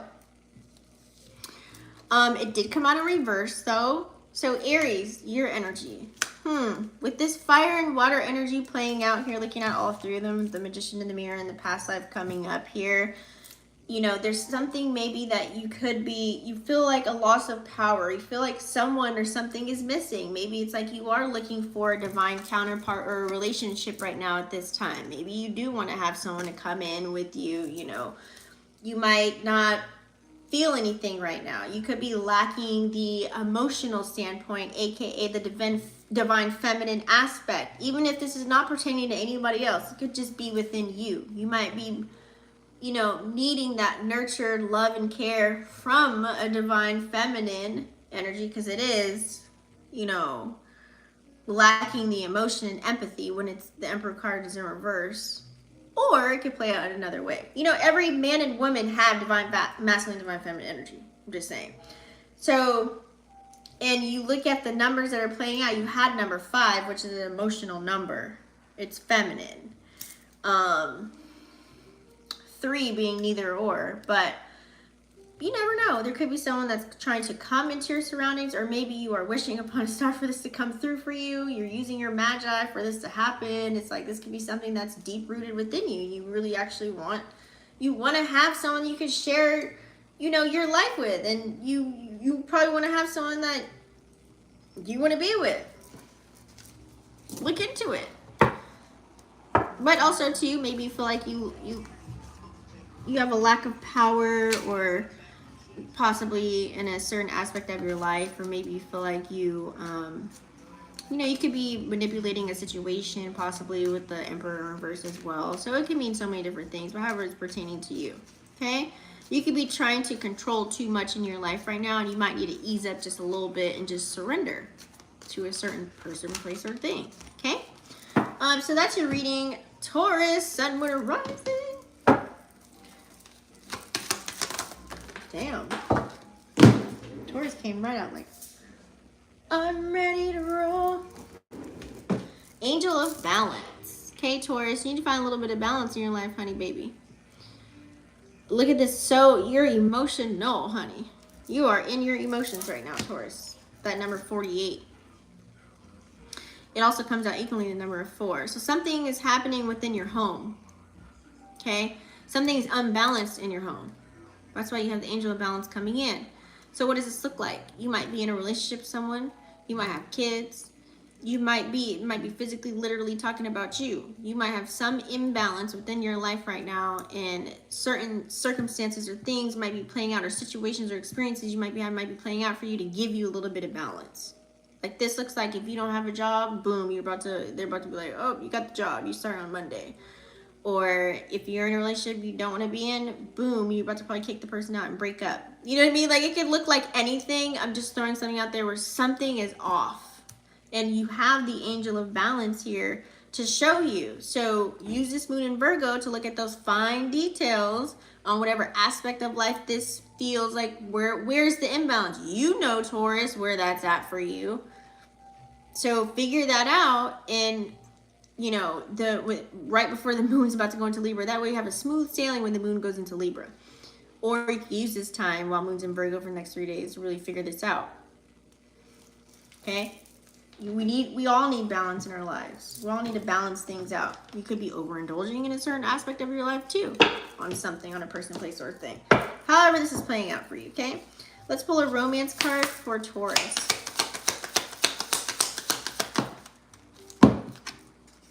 Ooh, attraction. So, you attract romantic love by enjoying this moment fully. I like how she's smelling the roses. You smell the roses. So, let's say, for example, you are in an imbalanced connection, and then possibly here, if once you know your worth and your value, then you are exuding that energy, then whatever you're putting out is what you will attract. Whatever you want to receive, be that, Taurus. Okay? You have to be that first, though. Remember, everybody's a reflection of us that comes into our lives for the most part, right? Taurus. What does Taurus need to see? There's some change that's happening. You don't want it to happen, but you have to let it happen. And it has to be with the person or person, because this is the Lovers. So this can go a couple of ways, okay? It looks like in having the Lovers out, Taurus, you could be a person that you could be dealing with in life right now. You need to love yourself and have respect for yourself and set boundaries for yourself with this Lovers card coming out. This is air energy. So this is probably on your mind, or it's a desire, or it's in your head, or it's playing out in some form or fashion. You're playing both sides. I feel like this could look like maybe you want someone in there, like someone that is mutual, okay? Someone that wants the same things as you, okay? That's the Lovers energy. Like they're both bare, naked, rare, raw, authentic, true, coming together. You know what I'm saying? This is that energy. So this is mutual, okay? This could be what you desire. So if this is not happening, you need to balance the scales. If you're in a connection where you don't have that, you need to let it go, and then maybe you'll attract that once you be that. And love on yourself, aka setting boundaries, having respect for yourself, letting something go that ain't for you, so you can bring that in, whatever it is that you want. Now, if you have this right now, okay, this is probably letting you know.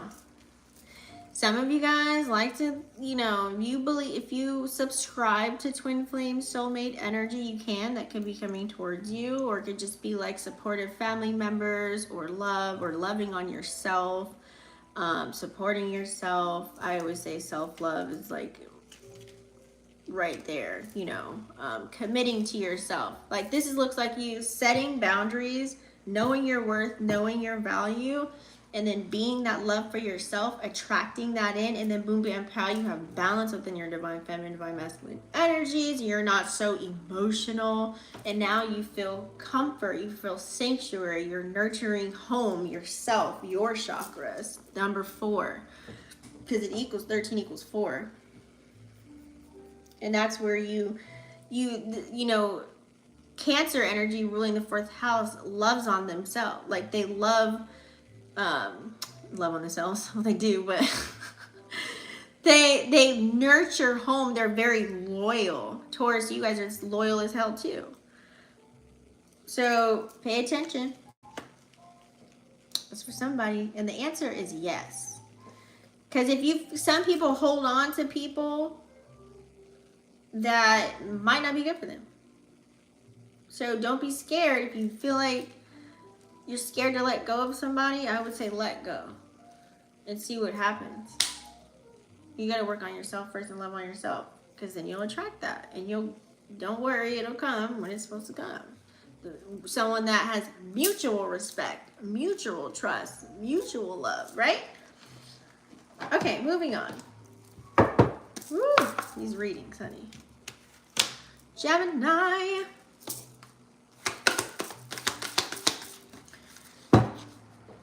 Gemini, you got wishy-washy energy. because the way the cards, strategy, baby. You've got strategy. Divine feminine, divine masculine energy. Utilize both when you're making any decisions right now that's playing out for you, especially when the moon is in Virgo. Remember, Virgo is ruled by the same planet as you, Gemini. So use that analytical intellect that you have to make your next decision for your next chapter that's playing out. Map it out, log it, journal it, write it down, take a picture. I don't give a... You know what I mean? Like, you have to really figure these things out, okay? Make sure that you are looking at everything, okay? You don't want to be too emotional, right? And you don't want to be too much in your head. Have a balance. Number 21, equaling the number of 3. You want to be able to celebrate life. You want to be open enough to be able to create and do the things that you want to do and take care of the things you want to take care of and love life, right? But there's someone or something that could be in your surroundings or around you or in your auric field right now that you need to make a plan about. Moving, doing something, taking action. Okay? You have to make a move. You got to make a move in some area of life, and it has to do with something within your surroundings. It could be a person, place, or thing, because it's obviously there's something attached to you or someone attached to you or a thought in your mind or something is playing out to where you need to make a decision, and the next decision that you make is going to be a big move for you. This could be as simple as, you know, moving, letting someone go, switching jobs, you know, losing friends, you know what I'm saying? It could be a pattern of behavior. It could be anything. I'm just throwing ideas out there, whatever it could be for you, but you know what it is for you, Gemini. Okay? All right. Let's do a romance card for Gemini.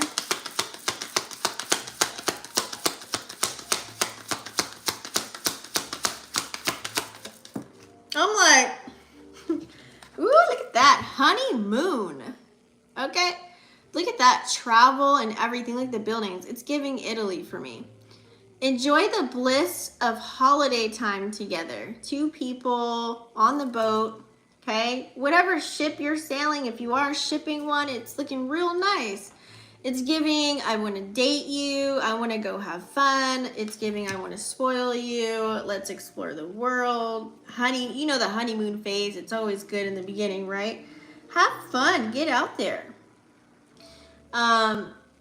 We're in July, right?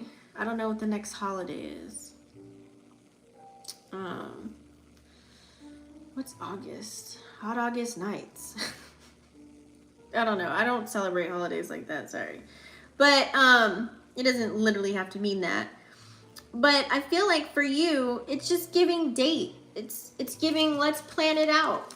Okay, it's giving let's plan a flight, let's plan a trip, let's plan a dinner, let's plan coffee, let's get out, let's date, let's get out, let's date, let's have fun, let's spend time. It's giving QT.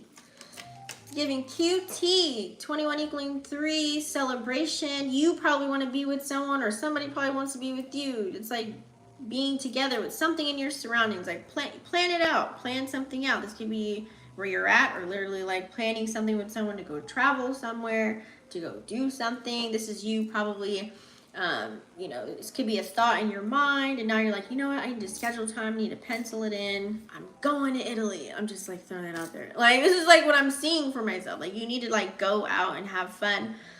You could be getting approached by people. And also too, you know, here's the money. The money's not going to be a factor. The coins are here, baby, okay? This can be you, it's like you probably were a person that was talking about, I wish somebody would, you know, spend money on me or give me flowers or take me here. And then you probably talked about it so much that that idea created, the, you know, or became that thought, you made a baby out of it, and now it's birthed and now it's happening. It might not be with the person that you expect it to be, but it could be happening. So don't miss any opportunities that could be playing out for you, because if you're stuck on a person, one person, or stuck on something that's negative or not for you, you might be missing these golden opportunities. But if you are a person that's open to what's happening and what's playing out, then boom, bam, pow, you'll probably see this playing out right now. Now, depending on who it is, that's totally up to you. Because remember, Venus is about to go retrograde on the 22nd. So it could be an old person or a new person, you know, whatever's playing out for you. Or this could just be you literally planning with friends, or you going by yourself. You might need to take your goddamn self away from your situation right now and really plan it out and strategize it. Okay, let's see what tarot card comes out for you. Rebecca. Wait, that's me. Ah! Do you also do readings when you're done with the signs? I did a collective in the beginning. Yeah, I was planning a vacay with the date too. Oh, snap! Yeah, if you guys want like actual personal readings, my website is in the description. It's vixenafterdark.com, and just book it. And what I do is I record myself doing the reading and send it to you in your email. That way you can watch it over and over. Okay, what do we have for Gemini? What do they need to see? Yep, look at that. The Hanged One in reverse. So what is this saying? You need to break free from the old way of doing anything. Break free from your old patterns and beliefs and the way you used to go about life, honey. It's all about the new. This is you operating in North Node energy. It's probably going to be forcing you to. So some things could be happening unexpectedly and shaking things up and happening as a surprise to you, but it's happening for your betterment. It's happening for a reason to get you operating in your North Node. No more time to do things like the old school way. This could be like letting go of people, places, things, like all the old stuff, gaining in new faces, new places, new things, new patterns, new behaviors, new programs, new beliefs. You know what I'm saying? It's giving new, okay? It's giving hang woman or man in reverse. It's like changing your environment and switching it up.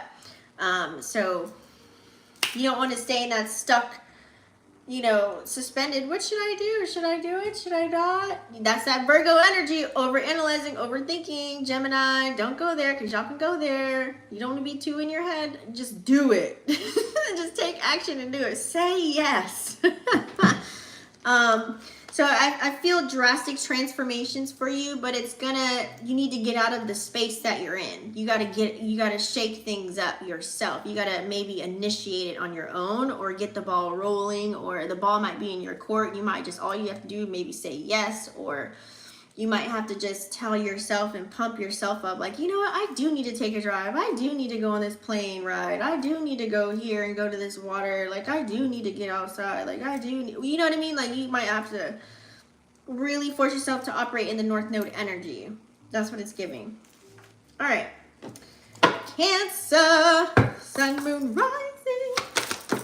Damn. Angel of Strength, honey. Ooh, my Cancer honey babies. I know it's Cancer season. Cancer, you've probably been going through a lot with all this energy that's playing out. Lots of changes with the card number 50, number 5, but also 0, restarting over and over and over and over and over again.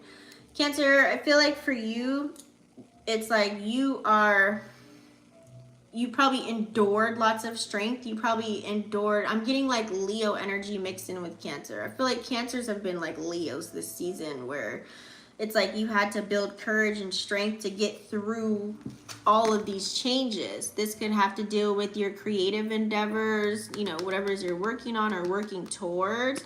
A lot of different things you've been faced with during your Cancer season, where you had to really be the armor. It's like you probably still as soft as a teddy bear on the inside, but on the exterior, you maybe had to play a couple of roles and, you know, keep that like, like, wait, you can't play me kind of an energy, you know what I'm saying? And really tuck in your emotions, but still you'll be able to be vulnerable and emotional with the right people at the right time, at the right place.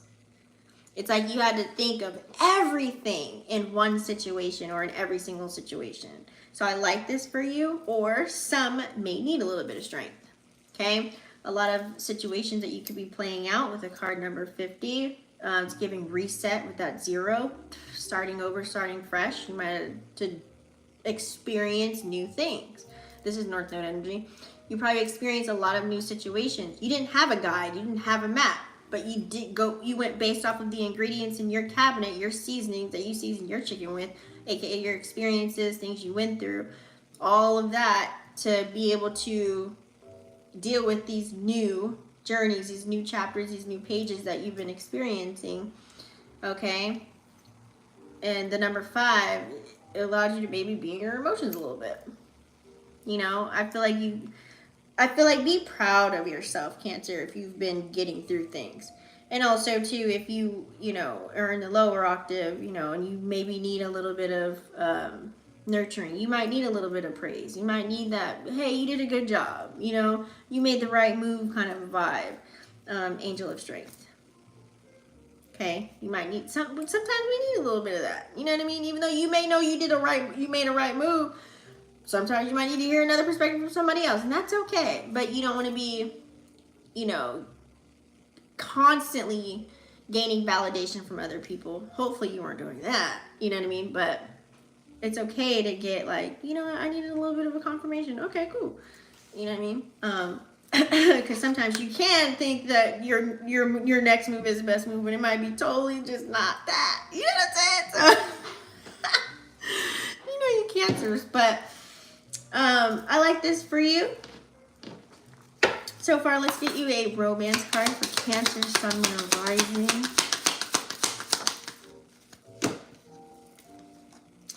Ooh, this could be the one. Honey baby. You've already met the romantic partner you seek. Oh, snap. Cancer. Who might that be? Okay. And I like how you see these, there's like little babies up here. It low-key, it's like another realm. So it's giving, you could have met this person in another's like realm or past life. It's giving like king and queen energy. Look how they're dressed. Royal, regal. It could be in another lifetime possibly, but it could literally mean maybe here in the 3D. Maybe like, this could be like, you know how we meet people and you don't know who they're going to be a year from now, a month from now. Like, you might cross paths again and be like, oh, ooh, damn, I didn't know I would marry you or be in a relationship with you or whatever.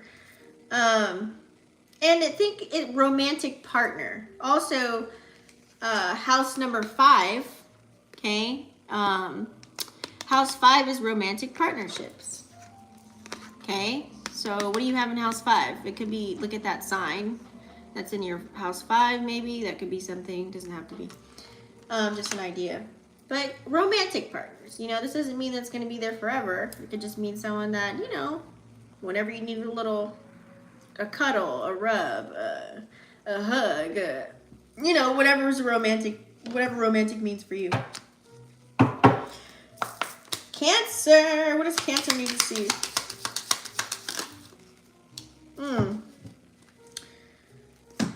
Cancer, you have 8 of Pentacles in reverse.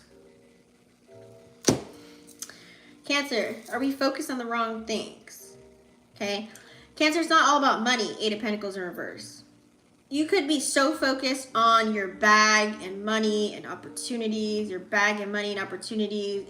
Not everything is about money. I feel like last week you low-key kind of got this. Not everything's about money. You could be so, you know, when you think most about money or something that you don't have, you get more of what you don't have. You know, I would say, I know it's hard when you're trying to like be optimistic in a detriment, but you have to ask for help. 8 of Pentacles in reverse. Ask for help when you need help. You know what I'm saying? Don't pander or beg, but you know, people that you know, like, and trust. Sometimes it takes you know, you got to let go of pride and ego and push that to the side when, especially if you have a family to feed or something like that. But especially if you're trying to go places, you know what I'm saying? Those are the people, if you got some real true friends or family members or whatever, they'll help you and loan you a couple of bucks or get you a ride to go somewhere or do something, you know what I'm saying? So, I feel like you could be hiding. Maybe that's why the Angel of Strength did come out. You know, you could be like by yourself, lonely, and you could be hiding how you actually feel or how life is actually going for you. And here you go, you're trying to transmute, but maybe you're just transferring and not transmuting energy. this looks like hiding, or this looks like not really being honest and true with how you're moving, shaking, and jiving. Okay, because you could be scared to ask. It's all work, work, work, work, work, work, no play. You know what I mean? Because you're so focused on the bag and getting money and building a foundation. And, you know, that moon in Virgo energy, when you do too much of that, this can cause stress. You get sick, and then health, no rest, no sleep. And then maybe you miss certain things, certain opportunities.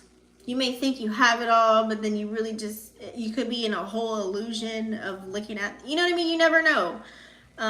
Don't lose yourself in the midst of chasing the bag. Okay?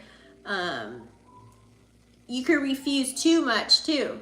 You know, you want to be a person that's in pride and ego, or you just want to do everything on your own and not tell anybody what the hell you're going through. You just want to work it out, on your own so much. You could be refusing energy. You could be refusing the opportunity. You could be refusing gifts that could be coming at you. You know what I mean? This could look like maybe your family member wants to buy you a car or something like that, or give you a check for $800. You're like, no, I don't need it. It's cool. Keep your money. I don't need your money. But yet you really did need it. Like when you just say you didn't need it, but you really did. But you didn't want to look like thirsty or greedy, or, you know what I'm saying? Like that's what Eight of Pentacles is giving. All right. Anyways, next, Leo.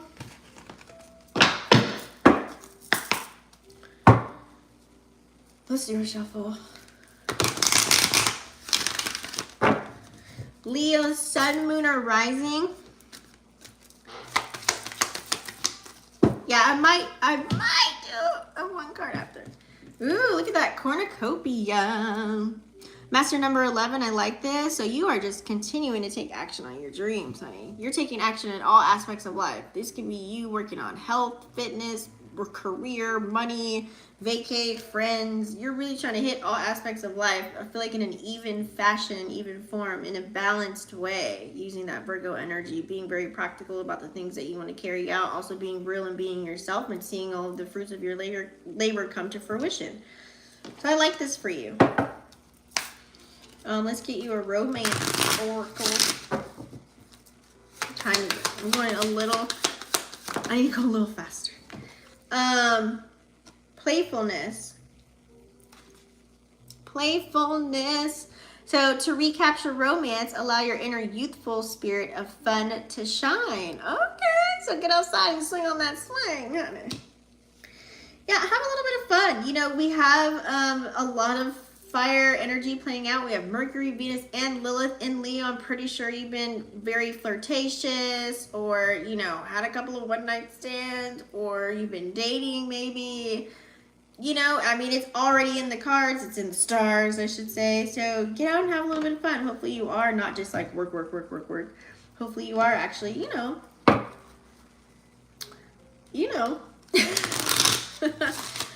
in the dating scene. Let's see what we have for Leo, Sun, Moon, or Rising. I just see you enjoying life. Look at that. And as I say that, you have Page of Pentacles. This is like an offer of love coming to you. Someone giving you love messages. I love you. I miss you. You're cute. You're beautiful. You mean the world to me. Let's do something. Let's kick it. Let's have fun. Let's go explore. Let's gallivant. Let's go to Miami. You know what I'm saying? Like, I feel like all of that, someone may even want to commit to you. Okay. This could even be you dishing out a message. Pages are also a little bit youthful, or maybe they're immature or younger than you. They may not be your normal cup of tea. So just keep that in mind. But I feel like it's abundant energy because it's a pentacle. So yeah, go have fun and explore pretty much for the most part. Okay. Virgo, Sun, Moon, Rising. Okay, I think I can close this now.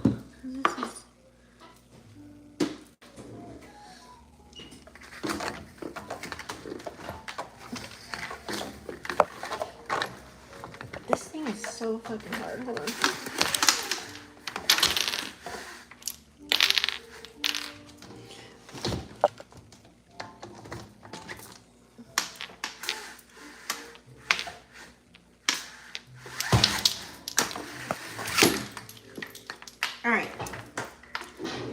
All right, now we're on Virgo, Sun, Moon, or Rising.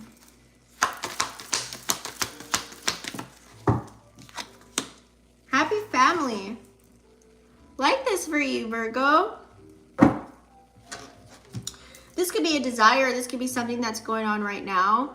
This could be what you're wanting. This could be a hope, a wish, or a dream, or this could be really saying focus on your family, focus on you, focus on what you got going on, focus on your foundation. This could be house number 4. Really focus on whatever it is that you are trying to accomplish. Focus on yourself. Focus on completing whatever it is that you have. You could be doing things around your home. You know what I'm saying? Focus on projects, healthy outlets. Focus on making yourself feel whole and complete, okay? Building your foundation with number 4. Take action, okay? This could be taking action. This could be doing family activities, nurturing family. You know, we are in Cancer season, so loving on your loved ones, you know, or this could be like your own chakras. But getting out, you know, showing emotion, show that you care. I like this energy for you. Getting out, having a little bit of fun. Bringing the pure energy, like I said, the rainbow energy. Bringing that out to the forefront. That should be what matters to you right now.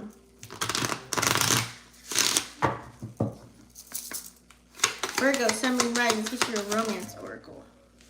Yeah, look at that. And healing family issues comes out. Lord Jesus, I can't make this shit up. Your love life benefits as you forgive your parents. It's giving shadow work. So there could be some traumas that could be playing out right now in your adult life as far as who you're dealing with.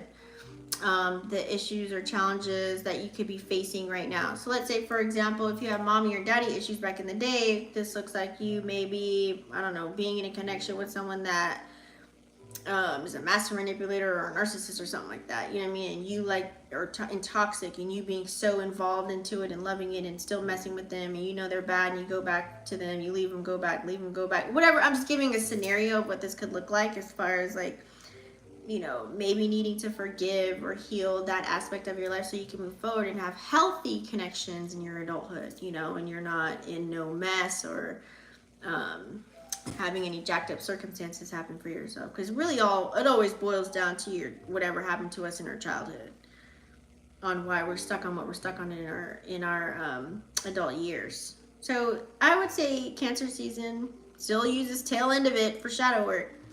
Use that nurturing water energy that's playing out here. Whether this is you bringing this from, we do have Saturn and Neptune in Pisces right now.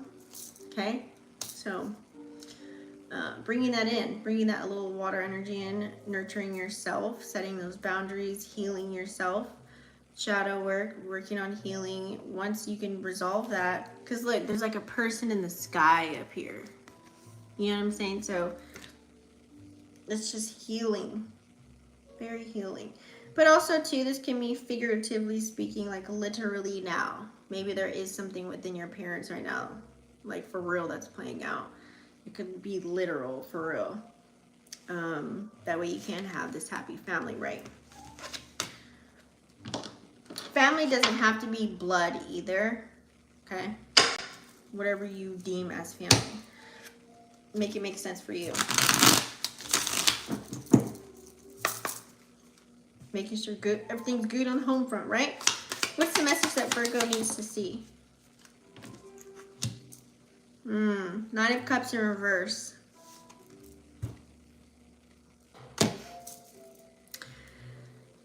So normally Nine of Cups in the upright is a wish being fulfilled.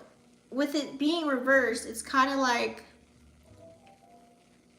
that saying, you get what you ask for. So you could have asked for something or tried to manifest a specific person, place, or thing, or situation, or experience. But this is a water cup. But yet you got what you wanted, but it isn't exactly what you hoped for. Like it didn't play out. Like, okay, what does this look like? So let's say, for example, you're like, oh my God, I want $30,000. You know what I'm saying? I'm just giving you an example.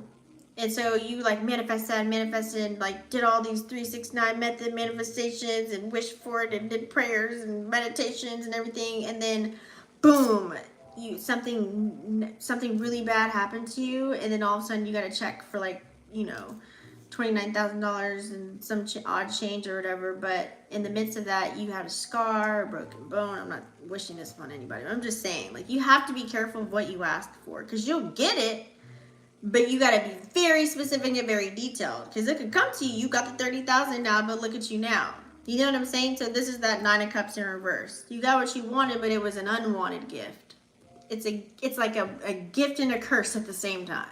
You know what I'm saying? So you have to really be careful. So now you could be, you feel like it's a loss, but take it as a lesson that needs to be learned during this time when the 9 of Cups is in reverse. Because you can be very critical of yourself during this time, because that moon in Virgo, and you are a Virgo, so you already know these feelings. You can be very self-critical and harsh on yourself, especially when it comes to yourself emotionally, since we're dealing with the 9 of Cups. So you may have to close out or get ready to close out a cycle with the person, place, or thing, or some type of emotion that you're feeling, okay? Libra, Sun, Moon, or Rising.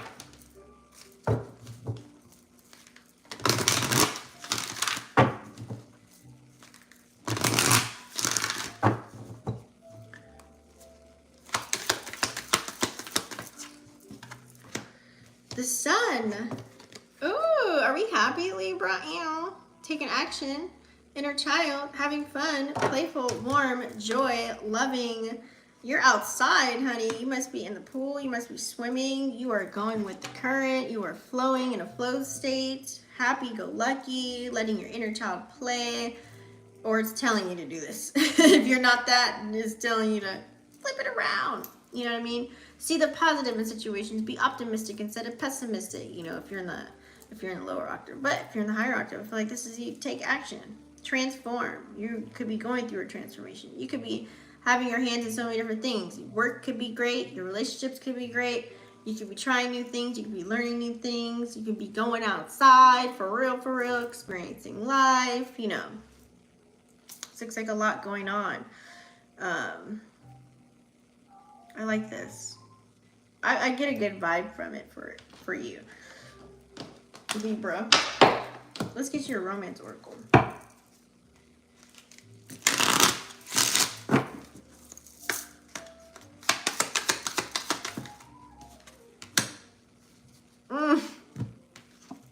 Release your ex. I knew somebody had to get it. Well, Venus is about to go retrograde in the sign of Leo. Venus rules Libra. We have the South Node in Libra right now. It says the time has come to clear your energy. So Libra, you might, you know, it's giving, maybe you did this already and now you're happy that you did it. You know what I'm saying? Or you will be happy once you release an ex. Because when you release exes, last time I checked, an ex is an ex for a reason. So, you know, allow some new energy to play in. You know, if you let it happen, then good things will, you know, probably flow in for you. Because if you keep getting your ex back because it's comfortable and they're just providing security for you, but you don't love them or like them, then I bet you won't have the sun. Okay. Let me get you a tarot card. Let's see what we got for Libra. Damn, you got 2 that came out. Yep. 5 of Pentacles and then, 5 of Cups and then 3 of Pentacles. So 5 of Cups. If you don't release, this is probably why, because I said that. If you don't release your ex, you're going to be that 5 of Cups. And it's going to be looking at the cup as half empty. You're going to be sad, depressed, melancholy, full of, you know, you're going to be depressed in your emotions and go through the same cycle all over again, kind of a vibe with that 5 of Cups, and, you know, try and bridge a gap between you and that person and force something to work. You know what I'm saying? You could be in that dark energy, focus on negative shit, back in the same thing. If you probably go that way, going into grief, have a reoccurring cycle happen again. But if you go in the other way, You may find people that will be willing to work with you. What you got going on, 3 of Pentacles. Put whatever talents, gifts, and skills, whatever you got going for yourself, wherever you can bring to the table will be at the forefront. This is someone giving you praise and supporting you and uplifting you and motivating you. Hence the sun. Okay? And then when you clear your energy, you can be happy. Okay? Now you can focus on your talents, gifts, skills, building your foundation, and actually living life. Bring in financial resources for yourself, which is 3 of Pentacles too. You can maybe even invent something new. Like you might get motivated even more to do something else. Okay. Moving on. Scorpio, sun, moon, rising.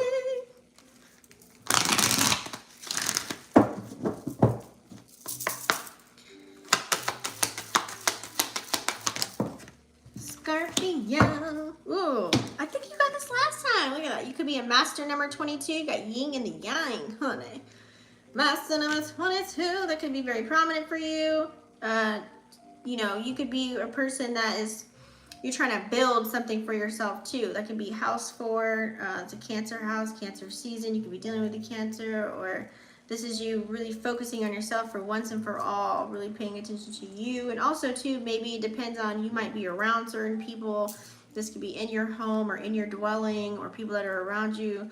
It's like there's good things to being with them, and there's also bad things about it. You know what I mean? Depending on if you have roommates or a lover, or if you live with someone, you know what I mean? Or, and you're thinking of maybe going the other way, you know what I'm saying? You see the duality of it all. You see the light and the dark, you know.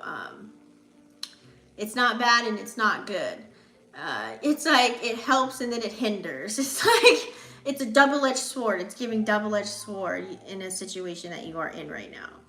And you're like, damn it. You know, it's kind of like, I feel like this could be a good thing. It also could be a bad thing because, you know, low-key, like, the same thing you love can kill you, but also, too, this could be like, you know, someone enabling you to still stay in a lifestyle where you actually, you know, you want to change from. It's like, this could also be you feeling like someone is the yin to your yang, you know, and this could be attachment, like being attached, but I just feel like it's more so the light and the dark is the vibe that I'm feeling. You see the duality. You're stuck between both, being between worlds, or, you know what I'm saying? It's like you want to participate, you don't want to participate. It's like, you know what I mean? It's like you see the grace in, it's like you're in the middle. That's what it's giving for me. That's the vibe that you're in the middle. Like, it's not good, it's not bad. It's like going with the flow. You know what I'm saying? Like you see through and beyond what's being played out. So you play the game. Let's see what you got for romance. Aww, worth waiting for. Let's see what it says. Divine timing is at work in your love life. So I love this for you. I love this for you. One is like, I'm ready already, god damn it. Like, you know, you Scorpios, you like getting taken care of and all the things. It's like, and the other one's like, it's happening? Okay, but when though? Like, cause I need a breakthrough here. I'm tired of being between, you know what I'm saying? Like, I'm tired of being between both worlds. Can we just get it together? Can I get it? Where y'all at? Where you at? Where you at? Stay grounded. Stay grounded within all of this. Okay? Stay grounded. You are a water sign. What is your moon sign? Oh God. If your moon sign is water, you need a little bit of fire. Okay? Add a little bit of passion. Focus on your passions. If you're between worlds and you're also waiting for a divine counterpart to come through or whatever, focus on whatever you're passionate about. Build your foundation, your stability in the midst of it, and stay grounded until this comes to you. Focus on building yourself up in the midst of your waiting period, if that makes sense. What do we have for Scorpio? What do they need to see? 8 of Cups. Yep.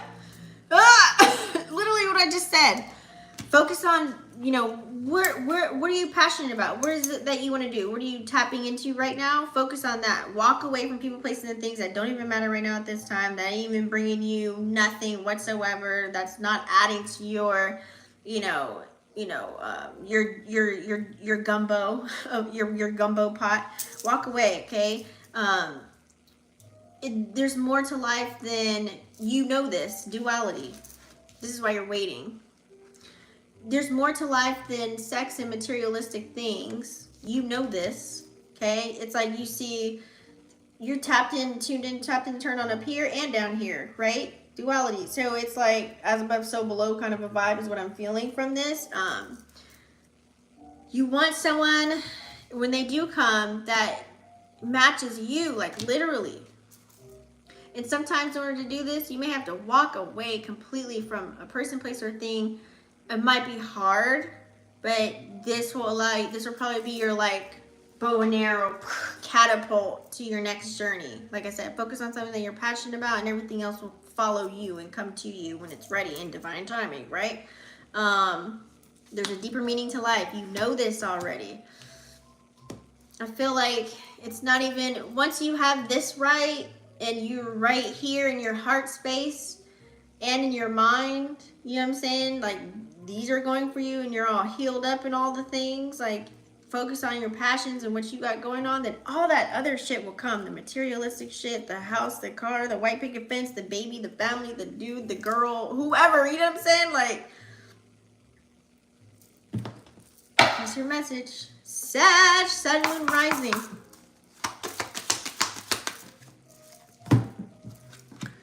Ooh, doors have value. I feel like, Sag, you've been like on a roll.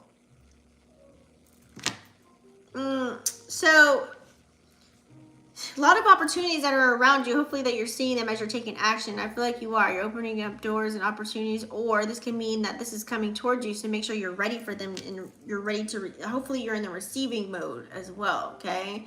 Sag, sometimes you could be in the head, I just feel like you're ready for new, like whatever's out here. This looks like travel too. Look at, like outside the doors, it looks like a whole nother place, like a kingdom of somewhere. You could be traveling somewhere. You need to get somewhere and go somewhere. You need to take action and go.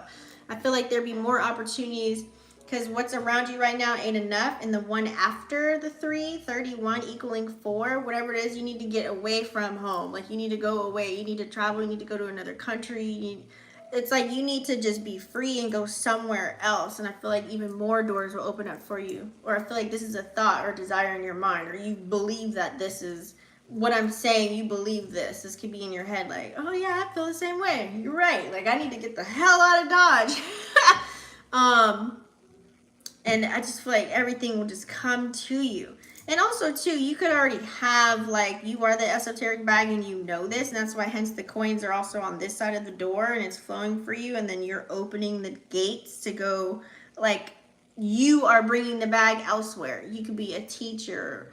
You could be someone that has so much knowledge and wisdom, but you need to travel. You need to go.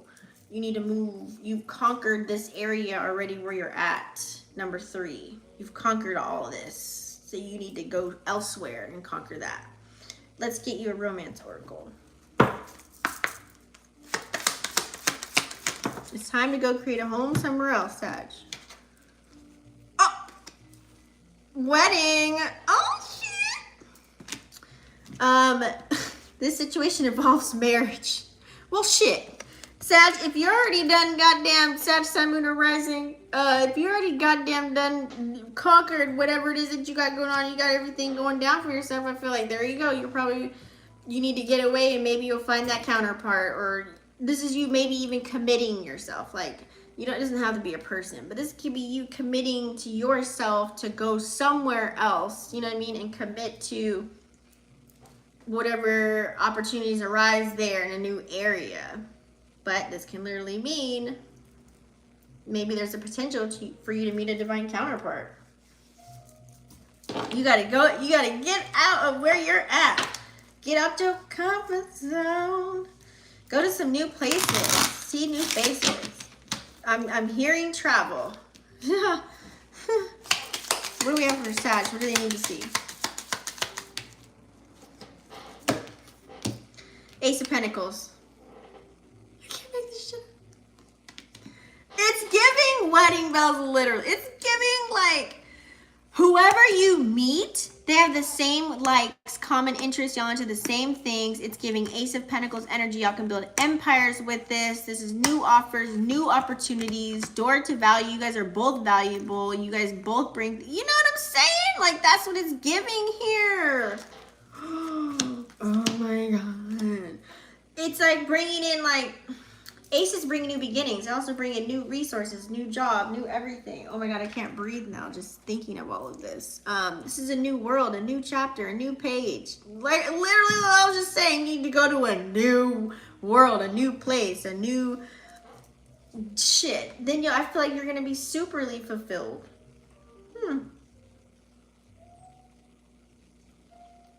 Now, even if this isn't love, this could be like a business partnership, but it's a winning business partnership with winning ideas that's going to bring in new opportunities, new money, new bacon. Build a new home. You know what I'm saying? Capricorn, Sun, Winter, Rising. These readings are dope. I should do more readings at nighttime, huh? What y'all think? Ooh, Capricorn, Sun, Winter, Rising. You have financial constraints. Card number 13, which everybody's getting the house number 4. Cancer season, that's why. Cancer season is having this look. It's going real deep.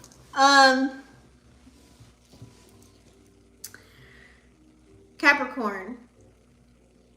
You're always taking action on everything that's going around, but I feel like there's some things that are around you within your surroundings. So this could be looking like, I feel like you have to maybe pay attention a little bit to your spending, because maybe you could be moving. You could be moving to a new space, a new place. This could be maybe you have so many duties, responsibilities, and obligations that are around you. This could be family members or people that you take care of. This could be where you have to pay attention to the pennies. You might be using this Moon and Virgo energy to really look at your, you know what I mean? Like, okay, I got to make sure I got enough for this. I got enough for that. I got to do this. I got to handle that. I got to pay this. We got to go here. You know what I mean? You might be doing that. You might be doing that Moon and Virgo stuff. So you might not be splurging. You might be trying to think of new ways on how to bring in more money so that you won't have to be restricted with your money. You might be so excited to be receiving, if you do get extra money, or if you own a business, or, you know, to get like, this could be like extra clientele or random money coming in from a job that you did, you know what I'm saying? As far as, you know, this could be your job giving you an extra check or something like that. And you'd be like, I don't know where this money came from, but I'm glad it's here. You know what I'm saying? You might be excited for that. So I feel like with that one, you take an action on bringing the stability for yourself. Card number 13 equaling 4. You bringing it back to home. You know what I mean? It's somebody around you too. I feel like you got a lot of duties, responsibilities, and obligations, like people in your home, your house, whatever. I feel like you're just paying, or you just might be paying attention to what's going in, what's going out.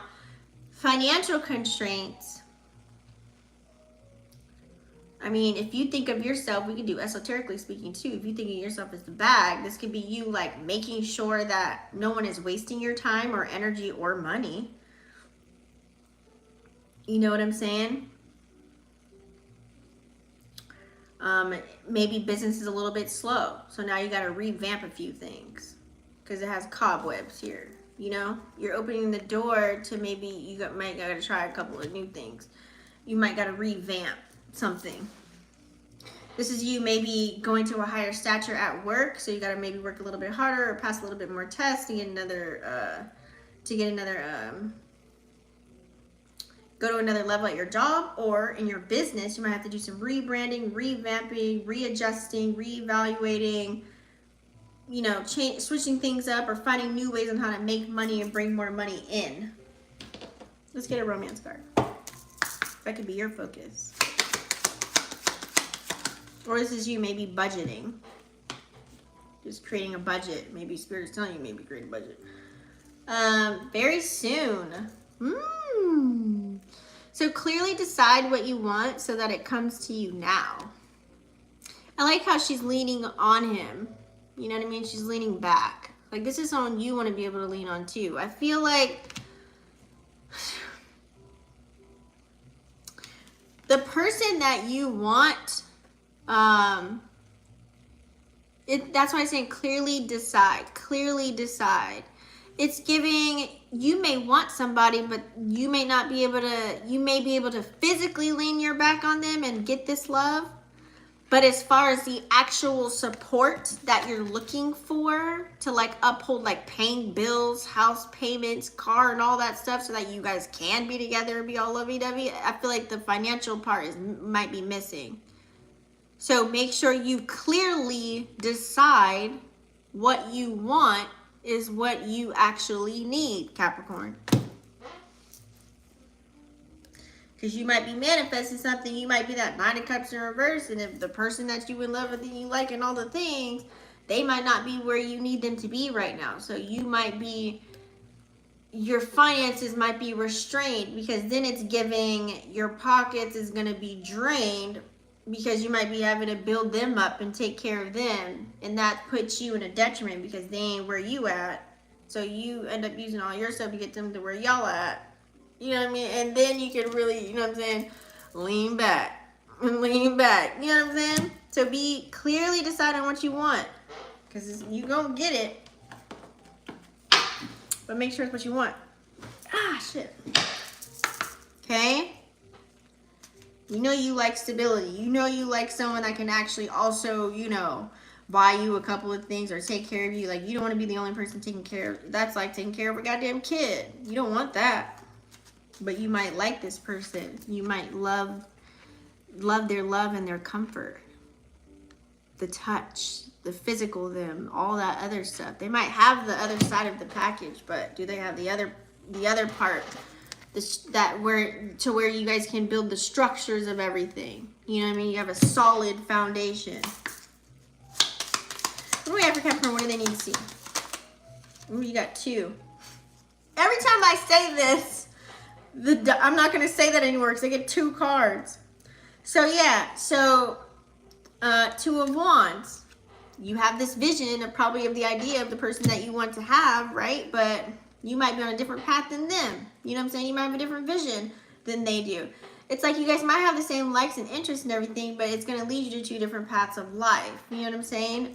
So it's kind of like you have to make a decision. 2 of Wands is giving, make the decision. Like there's the decision that you have to make. So what does this look like? Even though one person might have everything that you want, not everything, half of everything. Like they check all the boxes, but yet they're missing that one main component. And right now we're forced to look at everything earthly, material possessions and money and financial situations right now. That might be the defining factor. But then you're probably in your head as a Capricorn with this 2 of Wands as the idea, let me view my world the way that I want it to. I can make, you know, it's like you can build somebody up. You know what I'm saying? You can build them up too, but do you really want to do all of that after you put your blood, sweat, and tears into building your own goddamn self up? So you could be making some new plans for yourself. You may be traveling through a different chakra within your body. You might be physically, literally needing to travel to really think about this decision that you have to make. This looks like getting away, going away. You might need some time, some space to really think about this stuff and what it is you want to do and where you want to go and how you want to do it. Because if you don't, your reputation is on the line with this Page of Wands in reverse, okay? You might be really concerned with your image right now during this time. You probably really in your bag and really thinking about this. With this Page of Wands in reverse, it's kind of like, I'm not willing to compromise. Yeah, I might love you and all that stuff, but I'm going to learn to love you from a distance. You can't check off the main ingredient. You can't put the main ingredient in the cabinet. I don't want the chicken. Like you're like, oh, I can't compromise on that. Nope, can't do it. So there could be a little controversy with that. And that sucks, right? Don't it?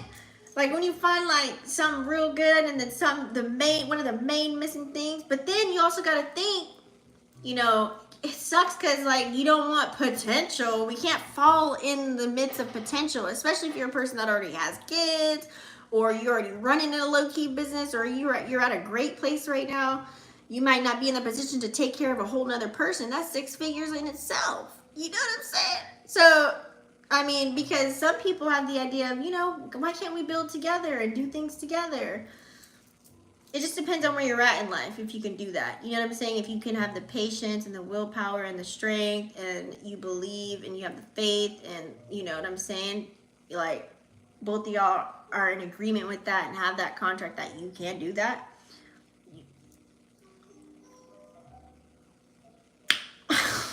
You need to really make a decision. You need to bring peace within your mind about this too. So what you gonna do, Capricorn? What you gonna do? And also too, you gotta make sure the other person wants the same thing. That's take time too. You know what I'm saying? So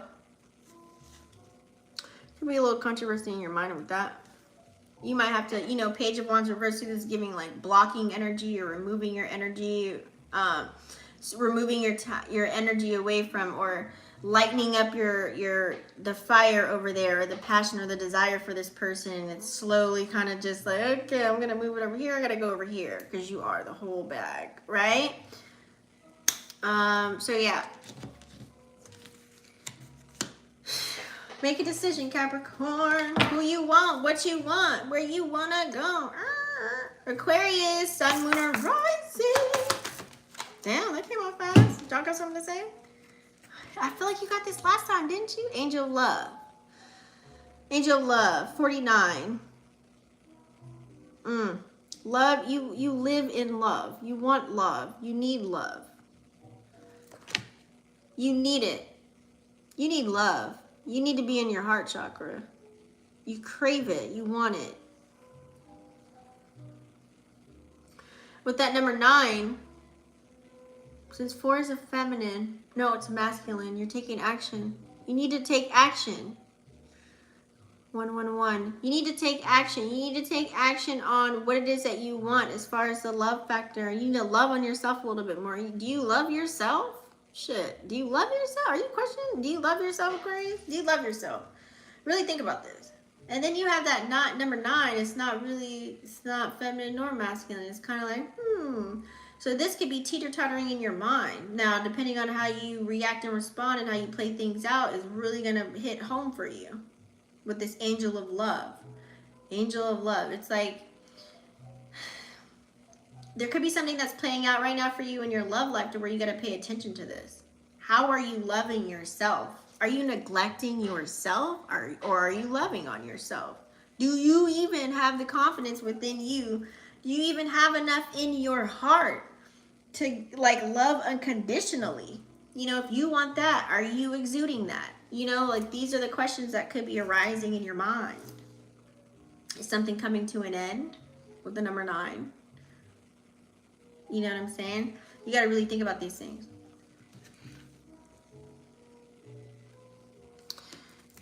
Something's pulling on your heartstrings. Let's figure it out. Romance card for Aquarius. Oh, what did I just say? Separation. Time apart from your partner is on the horizon. Look at all these babies up here.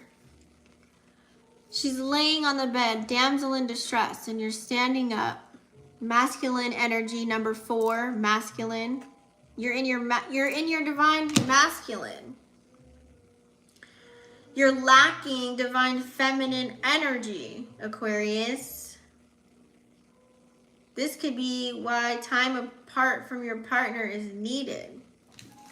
Her heart could be in pain and hurting, or you may not be able to give your heart to someone else right now. You want to, but you're not capable because why? You're unbalanced within your own divine feminine energy.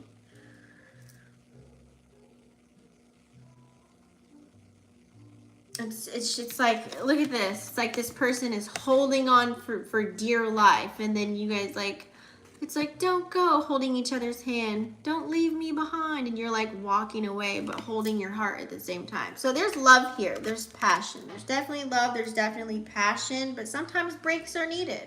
You know what I'm saying? Hopefully y'all both got something that's going on to where you guys can, you know, you have your thing, they have their thing, and this can play out, you know, roles reverse, whatever. It doesn't have to it's not gender specific. But you know, sometimes breaks are needed, sometimes space is needed. You know, they say absence makes the heart grow fonder. Sometimes you might need a little bit of clarity. You might have so many things going on in life. They might have so many things going on and playing out in life to where sometimes you may need to separate. Stage 5 clean your energy is going to be perfect during this time to get away from that because the moon will be in Virgo, right? And then it's going to go into Libra. And then that's, you know, Libra rules the house of relationships, right? So you need to really kind of decide what you want to do.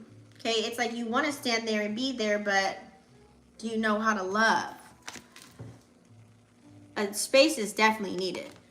Okay, and then also too, you could be putting the other part, your partner, in a detriment. Keeping somebody in your pocket and only want to pull them out when necessary is not healthy either. It's like stringing somebody along. And look, she doesn't even mind being dragged. Okay, because the love is there. A lot of love. A lot of love. A lot of love. You don't want to be in no toxic situation. But you also don't want to hurt one another. You know what I'm saying? You got to give space. And that way, when you give space, you can love yourself harder. They can love themselves harder. And you guys can come together and love on each other a whole lot harder, right? Let's see what you need to hear, what you need to see for Aquarius, sun, moon, or rising. The moon in reverse.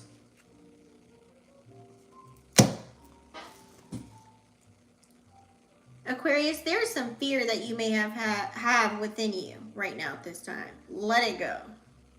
You may have a fear of, you don't know, you're not incapable of loving yourself, which means you can't even love somebody else, which means you're in fear of letting them go. Moon in reverse. You could be unhappy.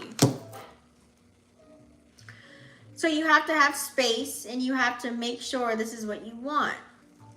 Or this is what you can handle. Can you even handle it?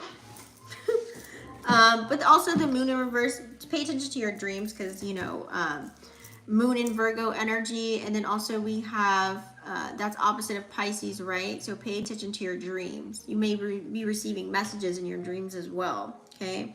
And that might reveal,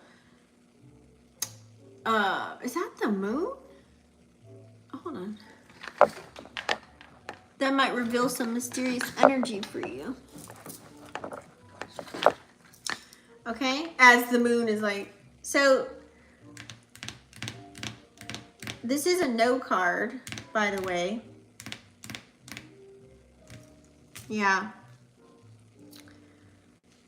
Sleepless nights for you, honey. You got to really think about this though, because it sucks when, I hate, you know, that energy of like, you know, back in the day, you used to be with people, you could have did this yourself or this could have been done to you. You know, the energy of like when people only pull you out when you need them, or, you know, they always want to come back. And remember, we have Venus coming up in retrograde, and it's the energy of like, okay, you're with them and then you're not with them. You're with them, then you're not with them. It's like, it's the knowing of like, people think you're always going to be there kind of energy. And then you know that they're always going to say yes or welcome you in with open arms and all that stuff. Either we've been the victim or we've done this to somebody. You know what I'm saying? So it's like, it's giving that. So set boundaries, have separation, okay?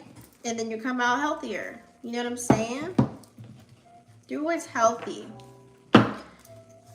Do what's healthy. Because if you really care about somebody, you know that saying, you love them enough, you can let them go. And when they come back, that's when you'll know. I know it's cliche, but god damn it, it's on point right now. Okay? All right. Pisces. Pisces, sun, moon, rising. Thanks for rocking with me, you guys. Pisces, we have anxiety. Anxiety. Card number 18. So 1 being masculine, 8 being feminine. You're taking action on something that you're focused on, a passion or something right now. You're taking action on it, something that you're very passionate about. As far as like opportunities and, you know, bringing in material possessions and things that you're creating for yourself, but it's causing you some anxiety. Moon in Virgo.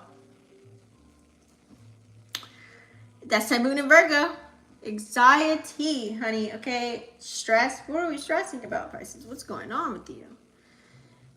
About your creations, about, are you, like, what is it that you're working on right now? What are you working on? What are you working towards right now? You could be working on a business. You could be working on building something. You could be stressed about a person, place, or thing. It's giving you anxiety. You could be taking action or pursuing something that's pertaining to whatever it is you're focusing on with that number 8. Something that's, you know, you have to have an emotion or feeling about, whether it's a person, place, or thing, like I said. And number 8, bringing in abundant opportunities for you. So is this a person? Is this a business? Is this a job? Is this a family member? Like, what is this that's that you're taking action on, that you're pursuing, that's causing you anxiety or stress? Let's figure it out. Let's see. Pisces, give us a romance oracle. Damn. Tiffany Pacerno. You deserve love. You are lovable, Pisces. Oh, so are you taking action towards trying to bring in love with someone with the Cupid's arrow? She's like, I want to have kids and everything, little babies on the side, pointed at a certain someone. So you could be taking action, directing your energy towards a person, place, or thing, whether this is something that you love or a person that you love. So whatever your creative passions are, or it could be a person. You're ready to roll. You're ready to go, huh? Let's get you a tarot card here.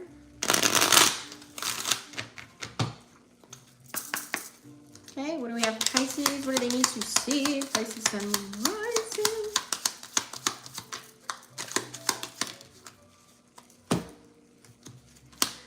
Chariot. This is you getting in the driver's seat. Yeah. So it's giving, you're taking action on a person, place, or thing. You're sitting in the driver's seat. This Chariot card energy, this could be towards a Cancer, or maybe you're utilizing the Cancer energy or nurturing whatever it is, and whatever this is, a project, a job, a creative endeavor, like a desire, a passion, a person, like I said, a person, place, or thing. Cupid arrow, Chariot, progress, going forward, tapping into the driver's seat. Everything's really black and white, whatever it is that you want, whatever you want to have. You're on a journey right now. You know, you could be meeting someone with the Chariot. Someone could be coming towards you. You could be going towards them. You know, you're on the move. You're ready to go. This is a lot of action hanging on. Maybe this is why you could be nervous or have anxiety. Oh, Pisces. Do we like somebody? But, or this is, could be whatever it is. You could have a lot of drive, determination, and you're taking action on it, going forward on whatever it is you're tapping into. So that is it, guys. That is your spread. Thank you for kicking it with me. Y'all still live. I know you're a little quiet, but it's okay. Thanks for tapping in, whoever chimed in. My energy is spent right now. It is late. I didn't realize it's 1, 2, 3 right now on the clock. I love all of y'all, and just protect yourself, and just make sure that whatever it is that you're tapping into, go watch my other video for inspiration on Letitia TV. Type that into YouTube on my other channel, or you can go on this channel and click other channels and go watch that video, as far as like taking the time to master self, you know, as far as spirituality, individuality, and also you know, just being you. You know what I'm saying? And being authentic within yourself, and loving on yourself, and mastering who you are, and going forward in life. And I wish the best for all of you guys. And I'll, you know, turn on post notifications. I'll probably go live tomorrow. Yeah, I'll go live tomorrow. I love you. I'm going, we gonna take a nice little break. I'll probably be up for a little bit though. I can't sleep, guys. Anyways, I'll see y'all later.